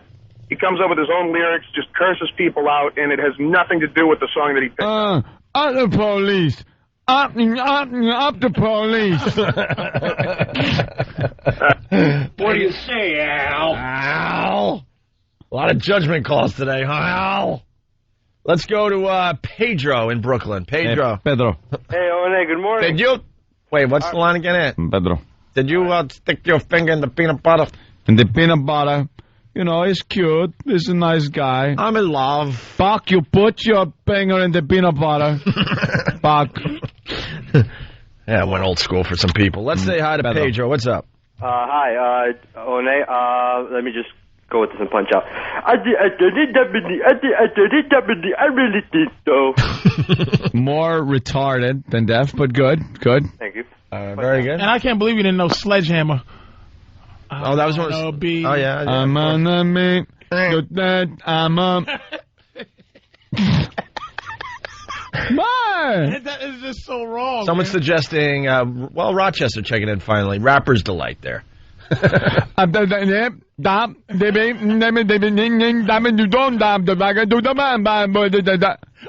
all W's whip wop.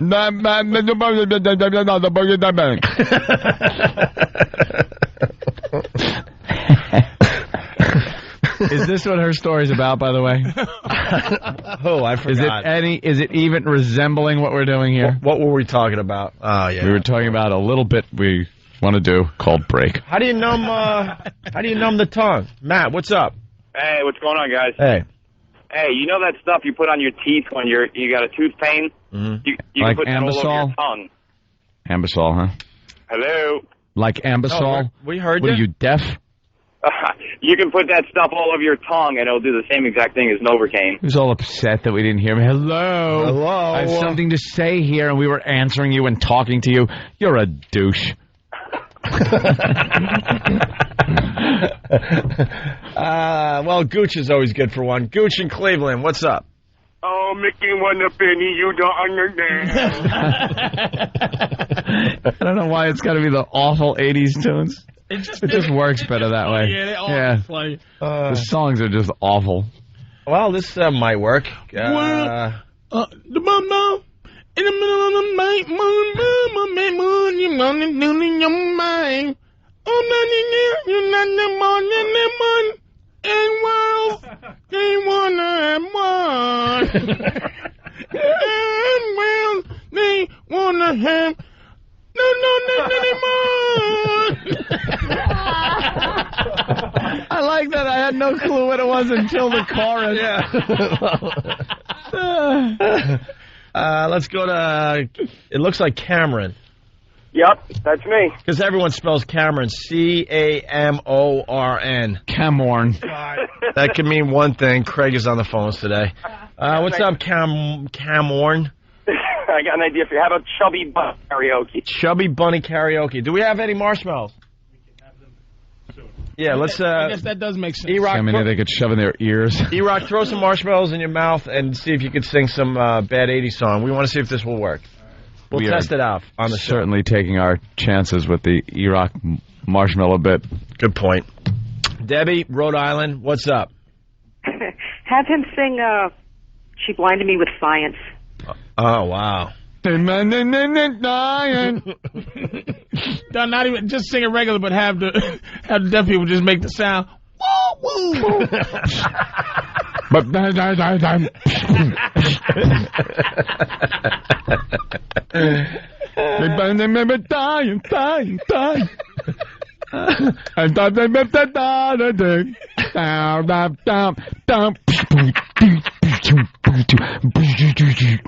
oh boy, we got Helen.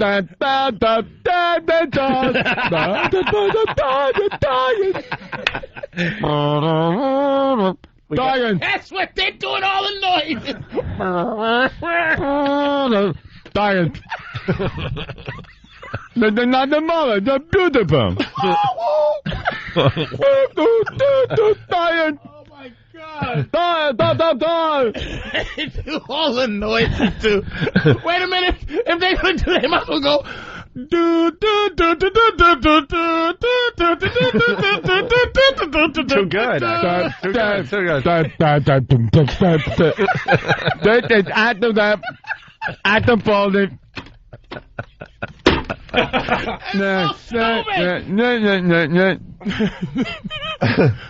All right, we got a dentist checking in. We're not giving up on this bit yet.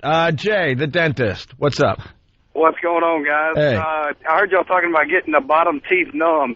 You get the tongue numb on that side of the face when you do it. So if you numb up both sides of the face... Well, we want to do this legally, sir. That's legal. What's that?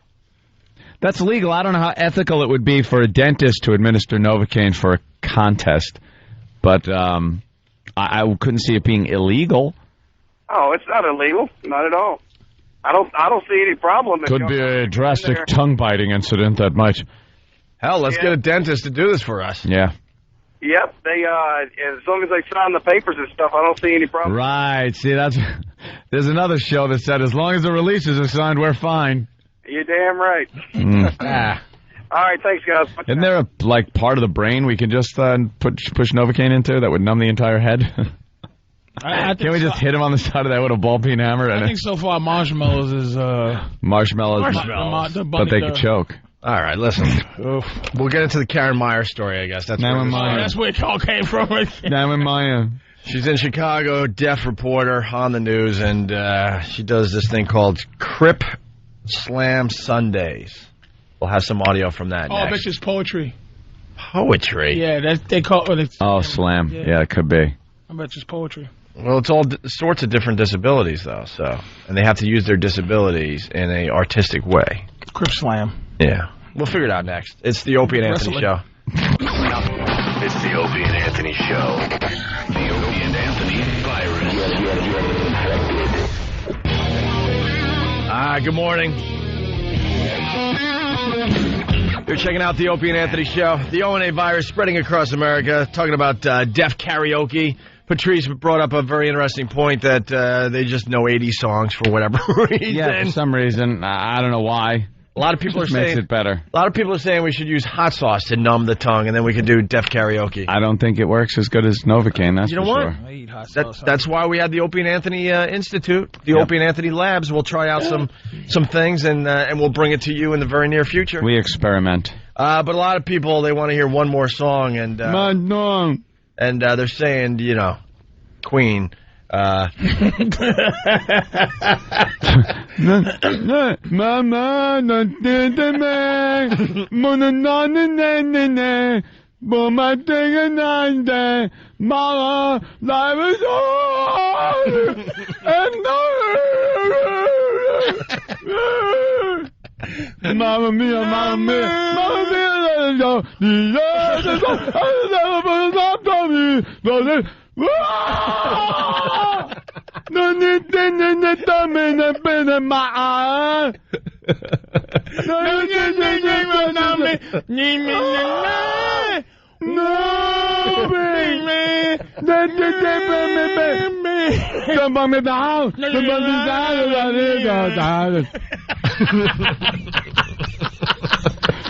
mia, mama mia, mama mia,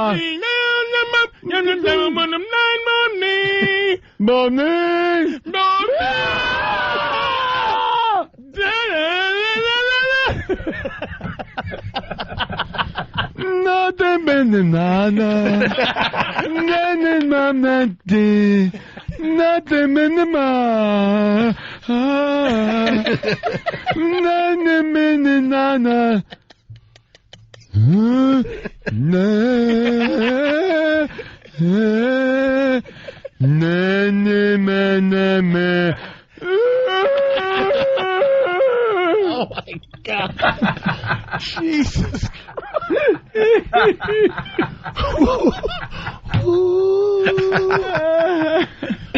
I don't wanna die.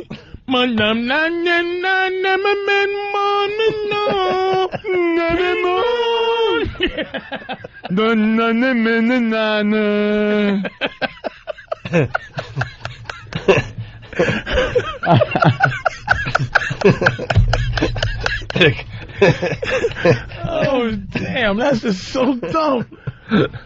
Ooh, I can never listen to it. And the bum bum no but the dumb me.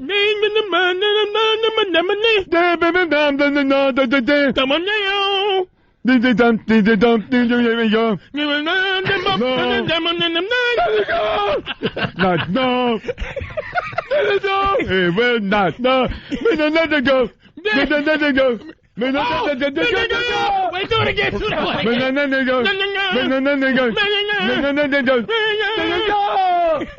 Mamma mia, mamma mia. Money.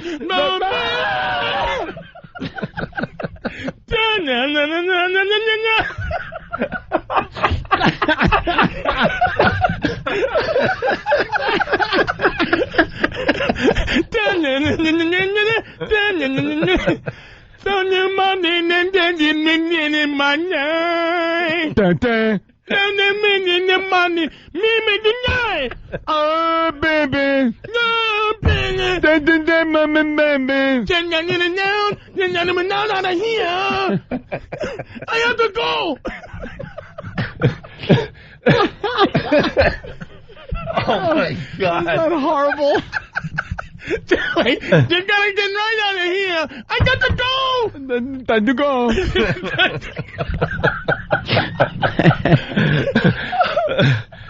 Oh, holy crap! Mamma mia! Mamma mia!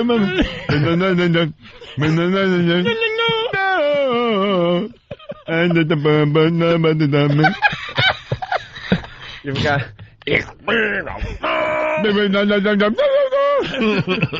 Oh. Yeah, that's a classic. Oh, jeez. The best part was when he slowed it down. Well, the end gets very calm. Nothing really matters.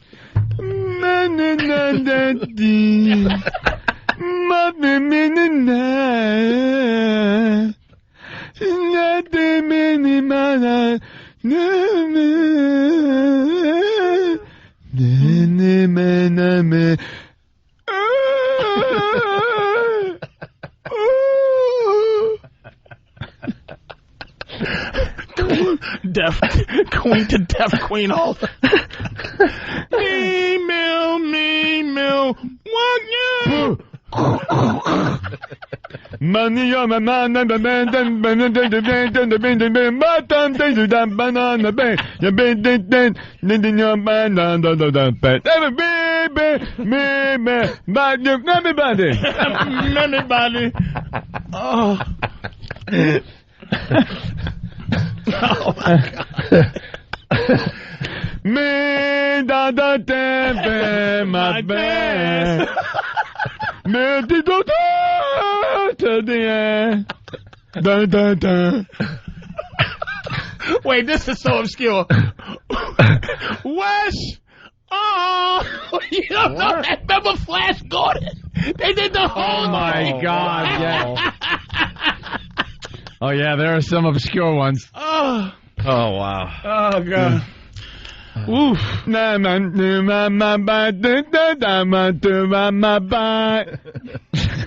Let's say hi to Ken in Jersey. Ken, what's up? How you doing, guys? I pulled like 7 abdominal muscles. I can't even think right now. How about that horrible Celine Dion Titanic song? Good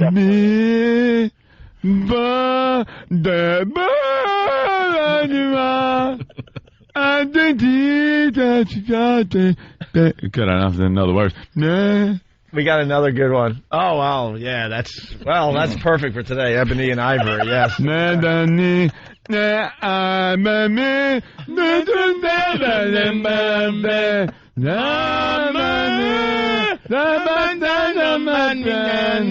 Nina, Mona, wait on me.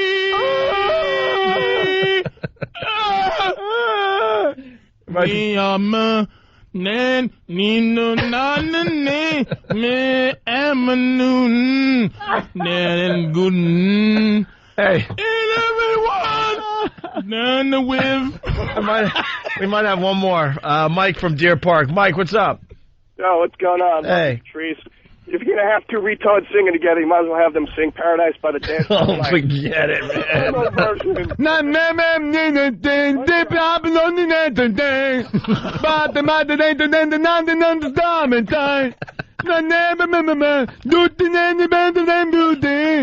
And all the kids that do, they will beat them, but me my time.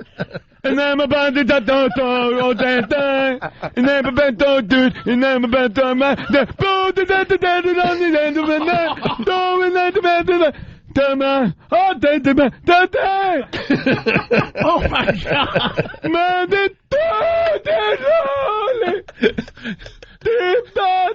I can deep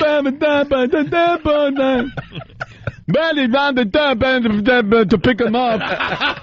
Holy cow, stolen bait. Oh, God. That's why I bow to you. I bow to Anthony. Oh, man. I'm a meatloaf fan. Oh, boy. Let's say hi to Joe in Pennsylvania. Joe, what's up? Joe? Joe. Don't. I will always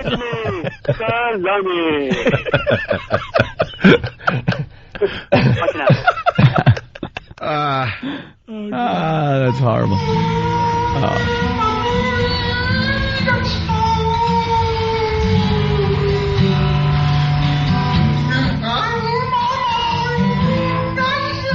Stop it. No way.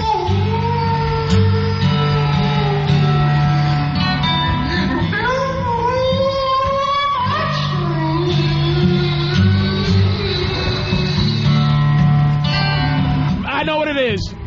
What? I know what song it is. Stop the song. What song? Baby, I love you. Hey. No. It's a peanut butter M&M. It sounds like... And then you made me, I love you. Hey. Really? Absolutely. I'm thinking Patience by Guns N' Roses. Baby, I love or a little that song is. Poison or something. You know, baby, I love whatever that song is. Let's start over? Zaro, Yeah. That's what song it is. We've been trying to figure this out during the break. A deaf person. I was listening to the It's music. on YouTube. Listen to the music.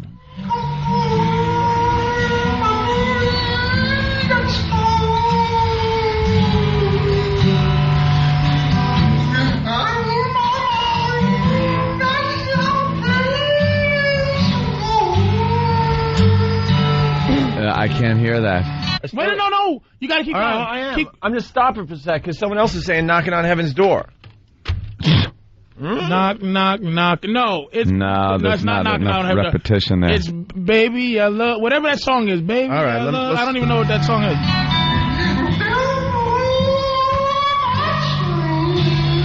You gotta listen to the chorus.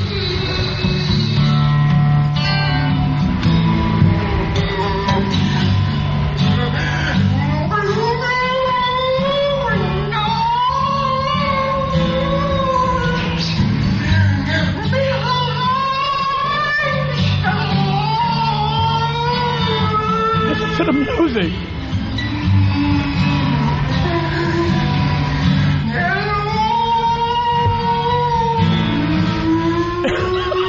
What the hell is that?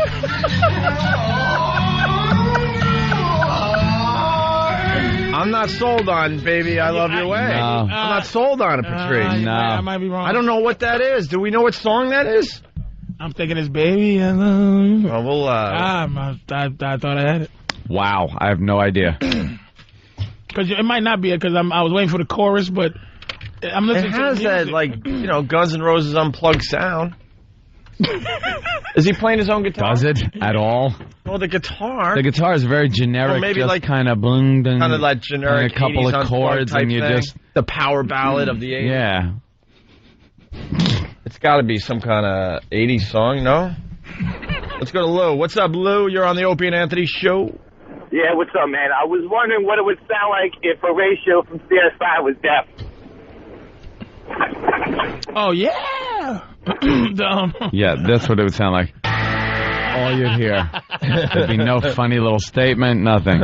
All right, Dan, what's Seemed up? to me, Bank, I didn't hear a word you said. What's up, buddy? I believe I can fly.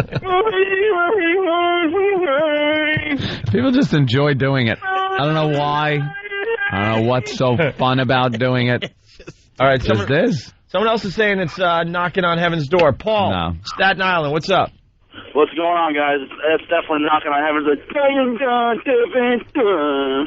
You can hear knocking on heaven's door in there? Maybe not the chorus. But not the chorus, though. That's what I'm saying. There's a chorus. I don't know that anymore. Get Oh, someone might have the answer. Thank you, Paul. I'm thinking knocking on heaven's door myself until I saw this. Greg, what's up? Angie from the Rolling Stones. That's what it sounds like. Is the guitar work, Angie? No, it doesn't sound like that. Yeah, because he would be screaming. Let's hear it one more time. Angie, let me hear. I doubt it. Well, I like that version better anyway. All right, here it is again.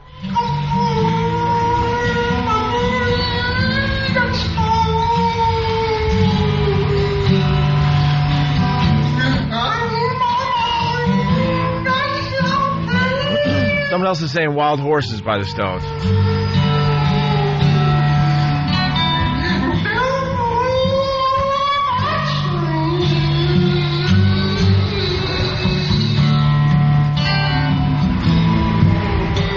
Take it to the Institute and pitch it down.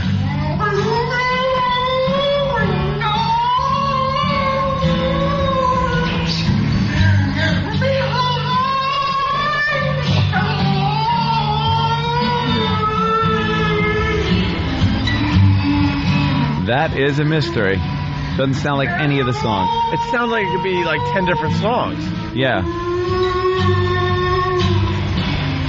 Oh man, we got a puzzle on our hands. I know, this is gonna bug me. It's bugging me right now listening to it. You know what we're gonna do? We're gonna try to figure out what that is tomorrow on the Opie and Anthony show. How about that? And we never even got to the Karen Meyer thing? The catalyst of this whole thing. We'll do the Karen Meyer thing tomorrow on this side of the show. We got lots of other things to do on the other side of the Opie and Anthony show today. Right. When we go over to XM Satellite Radio. All right, Karen Meyer. She's a reporter out of Chicago. She's deaf, and she does disability stories. It's just terrific on so many levels. They have to run subtitles, too. That's not exploitative, but yet if we make fun of it, it's awful. It's amazing. So she doesn't report others. She just reports disabilities. Right, just handicapped stories. I know how great is this? This is the modern day freak show. Yeah, no, I think that. But they make believe it's. If they're going to do that, then the dark side has a right to take a whack at it. Well, I think she should do it, but I think that she should be forced to wear like a Raggedy Andy wig and just kind of make goofy duh noises. Duh. How can you not make fun of this? I don't get it. That's so cynical. Let's get a deaf woman, but have her always talk about retarded people. Yeah, that's it. Well, she started retarded people. She started a series called Crip Slam Sundays. We don't know what that is yet. They're live performances by people with disabilities, and they use their disabilities or talk about their disabilities. Still have no idea what it is. All right, well, let's listen to the audio. Here's Karen Meyer out of Chicago. The theater marks the return of Crip Slam Sundays. This is an innovative series of live performances by and about people with disabilities. Karen Meyer joins us with more. Karen? Put that stuffy up. What? I mean, come on. Oh, my God. Yeah, they run subtitles underneath because how are you understanding that? Yes. You can't understand her. Yes. So why not just run the subtitles? It's the news, and she's on. Why is she on it? No, that's just they're exploiting her. She should only be on the news. They should pan to like a body in the street with a sheet over it and a stop sign that she didn't see that she just waltzed through, or a don't walk signal like being shown. You could still see, Jim. No, but you couldn't hear the horn beeping. Right. Okay. The car barreled at us. Sure. Useless. Yeah. And about people with disabilities. Karen Meyer joins us with more. Karen? Put that stuffy up. I can't get past that. Dummy. Did you call her stuffy? Oh, my God. What? Here's the thing is that when somebody talks like that in any other context, like whatever, they're in a line and trying to get their Starbucks, it's not funny. No. Okay? It's just the person doing their best to communicate with a handicap. But when you say, here's a reporter, Karen Myers, and now to Karen Meyer. What? She's a news... What? Like, there's some job... funny. I would love to be an astronaut. I probably couldn't. Yep. I don't fit the criteria. I love that you said probably. There's still a little part of you thinking, you know what? I just want to be an astronaut. You know what? That's all I ever wanted to do. Little boyish Anthony. I want to be a fighter pilot. Yeah. But also, it ain't gonna happen. You don't have a fundamental disability that precludes you from that either. Yeah, I probably do. Yeah. I'm retarded. Don't ask, don't tell. I'm just don't ask, don't tell. No, but it's like, I want to see her and her husband in bed at night with him with a megaphone by her ear whispering sweet nothings. All right, come on, let's get back into it. She's deaf. Tee.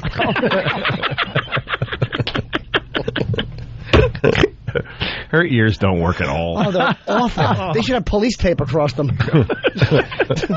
There's a crime committed by nature in here. Karen Meyer joins us with more. Karen? President Sophia, the solo performances by renowned Chicago actress Techie Lominsky kicked off the 2000s. All right. Anybody? Techie Lominsky? Why don't deaf I have people no always idea. lisp? What? They always lisp. Why don't they know? Because they're all gay. Because they're all They are. It's just a weird coincidence. God. 2 strikes by God. Deaf gay jerk. I bet when they hired her, when she said she was deaf, they thought she was like DEF. They're like, all right, well, she'll help the blacks. Wow. And they're like, well, we can't fire her now. She can't. It's not the type of job. It's great. A lot of people probably want to be newscasters. You know what? If she pulled it together and you could understand her, even then it would be like, all right, she pulled it together. She's a really she can good do reporter. Yeah. She seems to really dig in and get her. She got the facts. instincts. Yeah, but there's no. They're distracted at that They're point. doing it for shock value. Yeah. Period. President Sophia, the solo performances by renowned Chicago actress Techie Lominsky kicked off the 2007 series of Quip Slam Sunday with a hilarious tour in a hot springs commune in Northern California. That is clothing optional. When I first got here, all that was going through my head is, All I heard was clothing optional. Yeah, you know, I guess what you're about to hear is a woman that's 3'5" and she has no problem getting naked, possibly on the stage, and then making fun of her body. I guess. Something? All I know is the newscast is hearing optional. You know, the other thing is, too, like, if it's supposed to be uplifting or, break a barrier for deaf people can't hear her either. Yeah, they're not being inspired. It. No, they can't hear it. I wish I could be inspired by this, but I can't hear a thing. If every deaf person got their hearing and listened to her, they'd go, please get her off. She's embarrassing us. This is terrible. So the hearing, only people with hearing have to suffer that, and no one benefits except for the guy who runs that station who thinks it's funny is like we do. Has a gag. Yeah, it's his gag report. Well, the deaf people, because they lip read a lot of them, and they're probably watching going, who is this lispy, mush-mouthed idiot? Oh, because she's not talking. What is she? Because there are deaf people that can speak. Yeah, she's not one of them. Out of all, if you're going to have a deaf reporter, they probably audition people and they're like, she doesn't sound deaf enough. Not like deaf somebody enough. came in with really good, perfect one. Yeah, but kind of like sounded too not deaf. Yeah. And they should have like the people with the Hubble telescope in their ears, hearing aids. You know. Like big hearing aids, and then you could pull it off with the talking. Yeah. You obviously know they're deaf because of the hearing aids, but they can communicate. Right. This woman, does she have hearing aids? She sounds awful. That's why she. Because that's what always amazed me too is deaf people with thousands of dollars worth of hearing aid equipment, and they still can't hear. It's like why are you walking around with that? You just want to walk up and bang cymbals next to their ears. Yes, you're not hearing Watch this. them not react. All right. Let's get back to it. So this performer, she's 3'5" and she's naked, I believe. Ew. here, all that was going through my head is, these people are normal. A little saggy here. If her parents knew, you know what would have been going through her head? A hanger. 3'5" as an adult, just buried alive. That is clothing. Poor little feller. When I first got here, all that was going through my head is, these people are normal. A little saggy here, a little flabby there. Different. The 3'5" tall actress is sharing her personal fears about her body image. Right. How I was able to take off my clothes and feel good about myself. Some kid stole the clothes from her Barbie. I thought that it was going to be really weird because I'm different. I have a disability, so my body is different from other people's bodies. And then I realized once I took my clothes off, that put us all on equal ground, and the whole thing is really about because it made people our vomit. souls and what's Not the inside ground being and not equal. our That's the body. problem. It's the tops of your head with other people's knees. Do you know what would be great is in the middle of that interview if some like foreign maintenance man just walked in and just picked her up and like opened a trash can and put her in and walked out while she was talking without any anger or rancor, just because throw her away because it's where she belongs. Just very matter of fact. Just this needs to be done. Whistling, he ignores the camera and the lights and the person holding a microphone and just drops her in the garbage and walks out. That put us all on equal ground, and the whole thing is really about our souls and what's inside and not our bodies at all. Yeah. Except for your body's the part people have to look at. Exactly. Yeah, that's the freak show. Yeah. Because if you're getting up on stage and you take your clothes off, you got to be either a hot chick for people to be interested. Yep. Hot chick at a strip club or something. Or a freak that you want to see naked. Yeah, exactly. I would go to see this just to see a 3'5", a 3'5" inch girl naked. See what that looks like naked. Yeah. See if everything's proportioned. See if it just looks like this giant like. We did try that day. Yeah, we tried to get a midget naked one day, and she ended up crying, and it was really just bad. No, wait a minute. It's not awful. She called us and said she wanted to become a stripper. No, she never stripped before. She was a midget about 4 foot tall tops. And we're like, well, why don't you come in, try it out on us, and maybe we'll give you some pointers. We've been to some strip clubs in our day. Oh, totally then. And so she gets on the console. We start up the music that she picked out, and she starts stripping. And next thing you know, she just starts bawling. We're like, could you take her fault? Because we're asking her to take more off. She took like her top off, and she's in her bra and panties on this console, and it just looked like... That's when it started to suck for her, just that one. Oh, yeah. Because then we started noticing, And we weren't mocking her. We were just fascinated. Midgets' bodies, just things are poking out all over the place. They got those bow legs and stuff, and she's just standing there with those little Popeye arms, and we're telling her, all right, now lose the bra, and she's like slowly, and then we just see tears coming out of her eyes, and strap. You know what? Yeah. I did a show in Buffalo with Nick DiPaolo once. We were working in some club, and as people are filing out past us after the show, and there's this midget, this woman waddles by, and she says to Nick, you were great.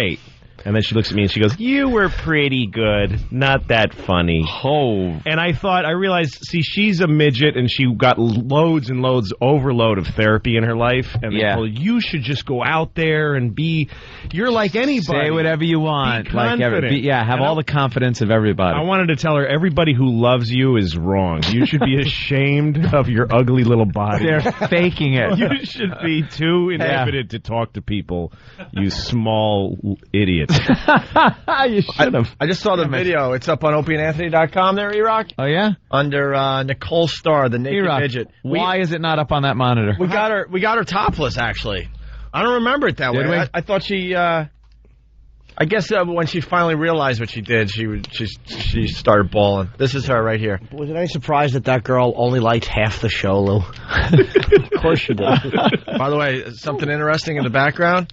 That's Colin Hanks and Jack Black. They were in studio that day. Right. And they are staring at a topless midget right now. Her breasts are nice. Look, there's Jack Black. Looks all right from what I can see. I don't have a point of reference. You need to have like a normal size person. Yeah. You gotta have like a dime next to her. She looks regular, then a toy poodle walks by and it's the same height. Let's go to Ryan. Like a Great Dane. We got one of these today. Ryan in Buffalo. What's up, Ryan? Great Dane carries her off in his mouth. Can't do this. This is just awful. What? It's unethical. It's immoral. You can't do it. You don't mean that. Uh-huh. Okay. I do. Why would you do such a thing? Are you still watching? Are you still listening to the show? Yeah. All right. Say no more. Say no more. All right. Back to Karen Meyer. E-Rock, what are you saying? In the audio for that clip, Opie's in the background he's laughing. He goes, "What happened to your father?" And I think that's what set her off crying. Oh, what? No, you didn't. No. Stop. I wouldn't say that. What happened to your father? You absolutely would. I don't know. I don't remember the circumstances. Maybe there was It's out of context. Yeah, exactly. Maybe it was funny. All right, Karen Meyer. Crip Slam Sunday started last year, so more info on this showcase she does. The idea of having Crip Slam Sundays started last spring after Bodies of Work, the Disability Arts and Culture Festival. Sandy Shinner is the Associate Artistic Director. What? Oh, associate what director? What? She's got an ugly voice. Like you can hear the mustache in her voice. It's like an ugly voice. Just in every way, if you're picking someone to broadcast, this is the wrong person. What did she say? Associate. Sandy Shinner is the Associate Artistic Director. Oh, the spit. We didn't want it to just fade away after the Bodies of Work and the huge push that had been in for that festival. So we wanted to extend the events and hopefully extend the audience and bring them into Victory Gardens around the calendar. Techies Clothing Optional is the first of 4 series scheduled for this winter and spring. We hope to have maybe 5 events each year with different performers, different readings, different artists coming and talking about their work in different... The applause in the back is when the girl put her clothes back on. Finally! What's with this? Like, why so much... I don't know. Is it saliva or just earwax that had nowhere to go? Nothing to do? The thing is that Just backing up. you can't criticize somebody who's doing that. Like, the problem with putting somebody like that in that job is that you can no longer go like, is she a good reporter? Yeah. Do you have any skills? Yeah. She sounds lazy. She's not compelling to listen to. She stinks. Yeah, there's no, like, emotion to her voice. She's not getting into the thing, like, you know. The fact that God doesn't love her is only the beginning of the problem. After that, it's all her fault. Let's go to Pat in New York. Pat, what's up? Pat. What's going on, guys? Hey. All right, I got a great spin on this. You should have the interns try to translate what she's saying without the subtitles.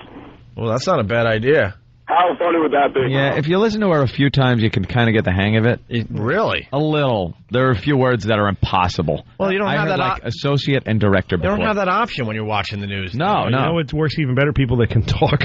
Yeah, people that can talk and actually be reporters. Right. It's just showing the rest of the reporters, too, like, wow, that I really don't have a job that is worth anything. Why doesn't Karen Meyer get a job like working like in Madison Square Garden, setting up like the things that they have to wear their earbuds for so they don't get anything you need ear protection for? Yeah. She can do and save the cost of the ear protection. She should work next to a jackhammer. Jackhammer, dynamiting mountainsides for highways. Yeah, if that's in a tarmac, she should be waving planes and they would have to waste money on those things. Imagine how weird that would be. You look out the window and go, wow, she doesn't even have those orange little headphones on. She's just waving the plane in. Yeah. Of course, another one's hitting her because you can't hear a 747 come up behind her.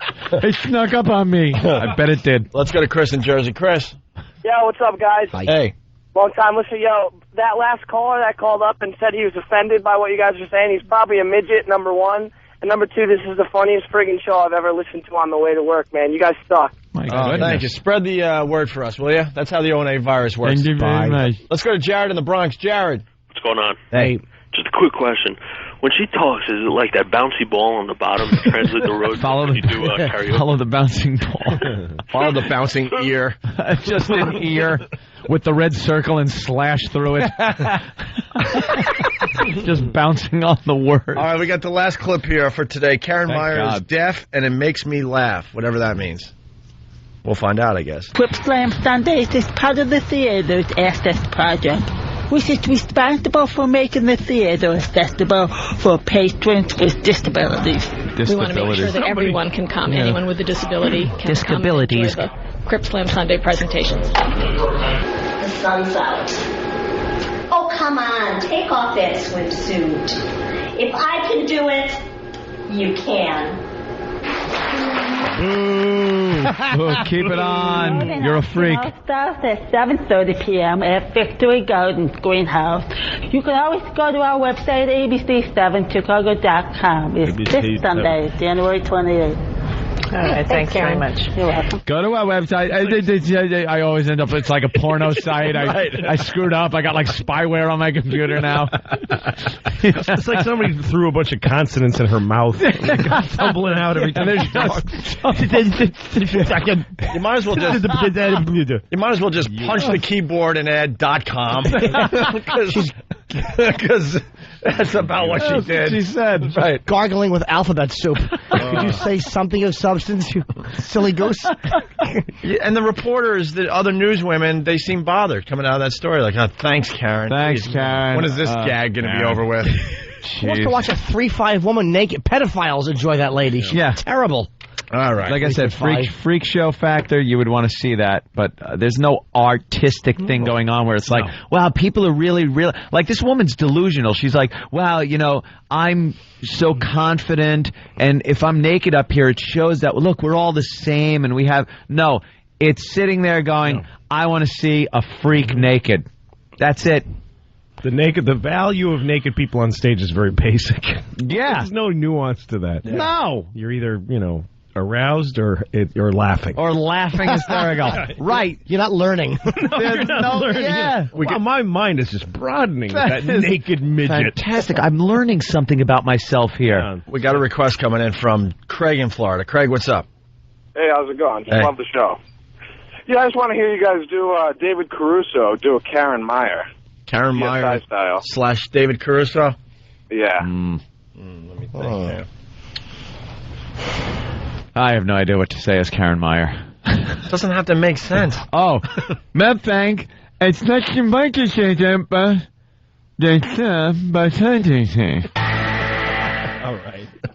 As good as you get. We'll play What Did We Learn on the Opie and Anthony Show. You little parrot. Maybe get into Tyra Banks a little bit. Don't forget Lucky Louie on DVD starting today. Get it. Louis C.K. in studio today. It's the Opie and Anthony Show. All right, Deaf Karaoke. Speaking of bad singing. Yes, please. We're on to this Deaf Karaoke thing. And we got two dentists that will numb up some tongues and lips and stuff. So yeah, it's kind of a play on the Deaf Karaoke thing because they kind of, they don't sound good when they're singing. It sounds like marble in the mouth. So hopefully we can get dentists, shoot up some jaws with some Novocaine, and have people try to do karaoke when they're to bad 80s songs. Yeah, to bad 80s songs. Yeah. Dentists? Dentist. What's wrong, Jimmy? I get scared of dentists.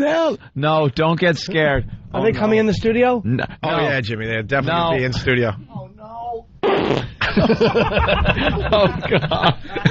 Oh, my God. Are you scared today? He gets really scared, Like Anthony. a little rabbit being chased by a hound dog. He's just a little boy still. Inside, he's still a little boy, and he gets scared and nervous. Inside, I'm a little cadaver. I'm finally past that. Like I said earlier, 18 straight hours. You're still going strong, man. 18 straight hours. Smell like Barbaro's heel.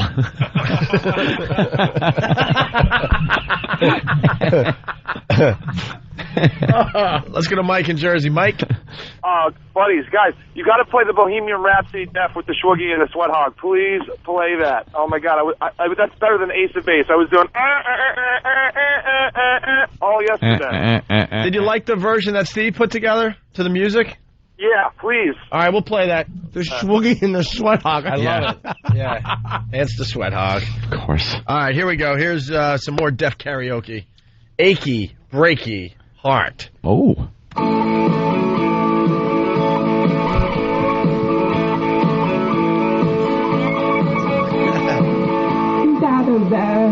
Never wrote my girl. You can spend my clothes up when I'm gone. You can tell your fire, just what a fool I've been, and I can take a family on the phone. You can tie my arms, go back into the fire. You can tie my feet and hit the floor. Oh, you can tie my lips, just tie my fingers first. They will be reaching out there, you know more. But don't tie my heart, my achy, breaky heart. I just don't think it understands. And if you tie my heart, my achy, breaky heart, I think it is. It can't be fun. Yeah, how could you're just reading? You're not hearing the music or anything. That's all right. She had to have. She's not completely deaf because she knew. Don't break my heart. Ba ba ba. Oh yeah, she knew the tune. Yeah, that's You don't true. just create that. You know, she would be just going, my heart, break your heart. She would just be saying it. Yeah, you're right. Yeah. How the hell does that happen? I don't know. It's cheating. Yeah, we don't like that one. Exactly. That one's just sad. We're not going to make believe we like it. Yeah. That one sucked. Talk about how great it is. That wasted air. That was great. Keep saying it enough, everyone will think so. All right, we're going to go to break with Bohemian Rhapsody. Ooh. This just took on a life of its own. Out of nowhere, we were doing, Patrice and Anthony, for the most part, were doing, and some of the listeners, were doing Def Karaoke featuring 80 songs. And then someone suggested you do it to Bohemian Rhapsody by Queen. Yeah. And then they just went off for about 15 minutes. And Steve took the raw audio and came up with this fine little thing. Put it all together for everybody. The National Association of the Deaf and the Opie and Anthony Show are proud to bring you a heartwarming presentation. Stone Cold Deaf, a hearing-impaired tribute to the music of Queen.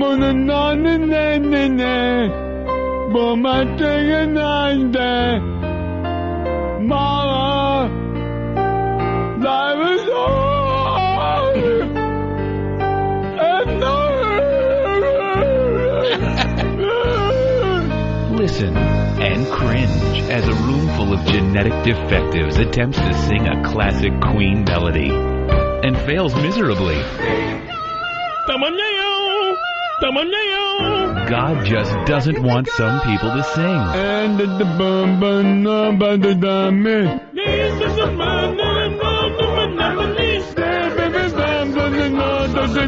Shut up, cauliflower ears.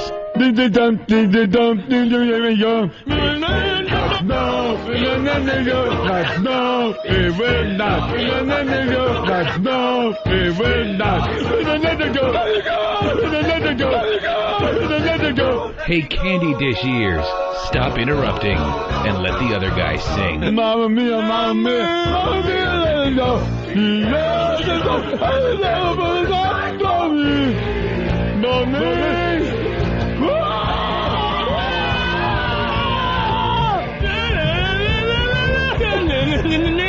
You're gonna wish your ears were busted too after hearing this. That's why each CD comes with a free ice pick.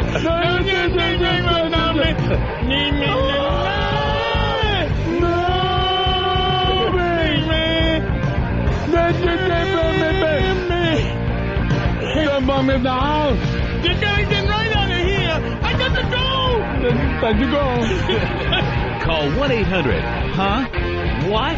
That's 1-800-HUH-WHAT and order your copy of Stone Cold Deaf. $5 from every purchase will be donated to a special fund which supplies deaf citizens with alarm clocks, books on tape, concert tickets, and iPods.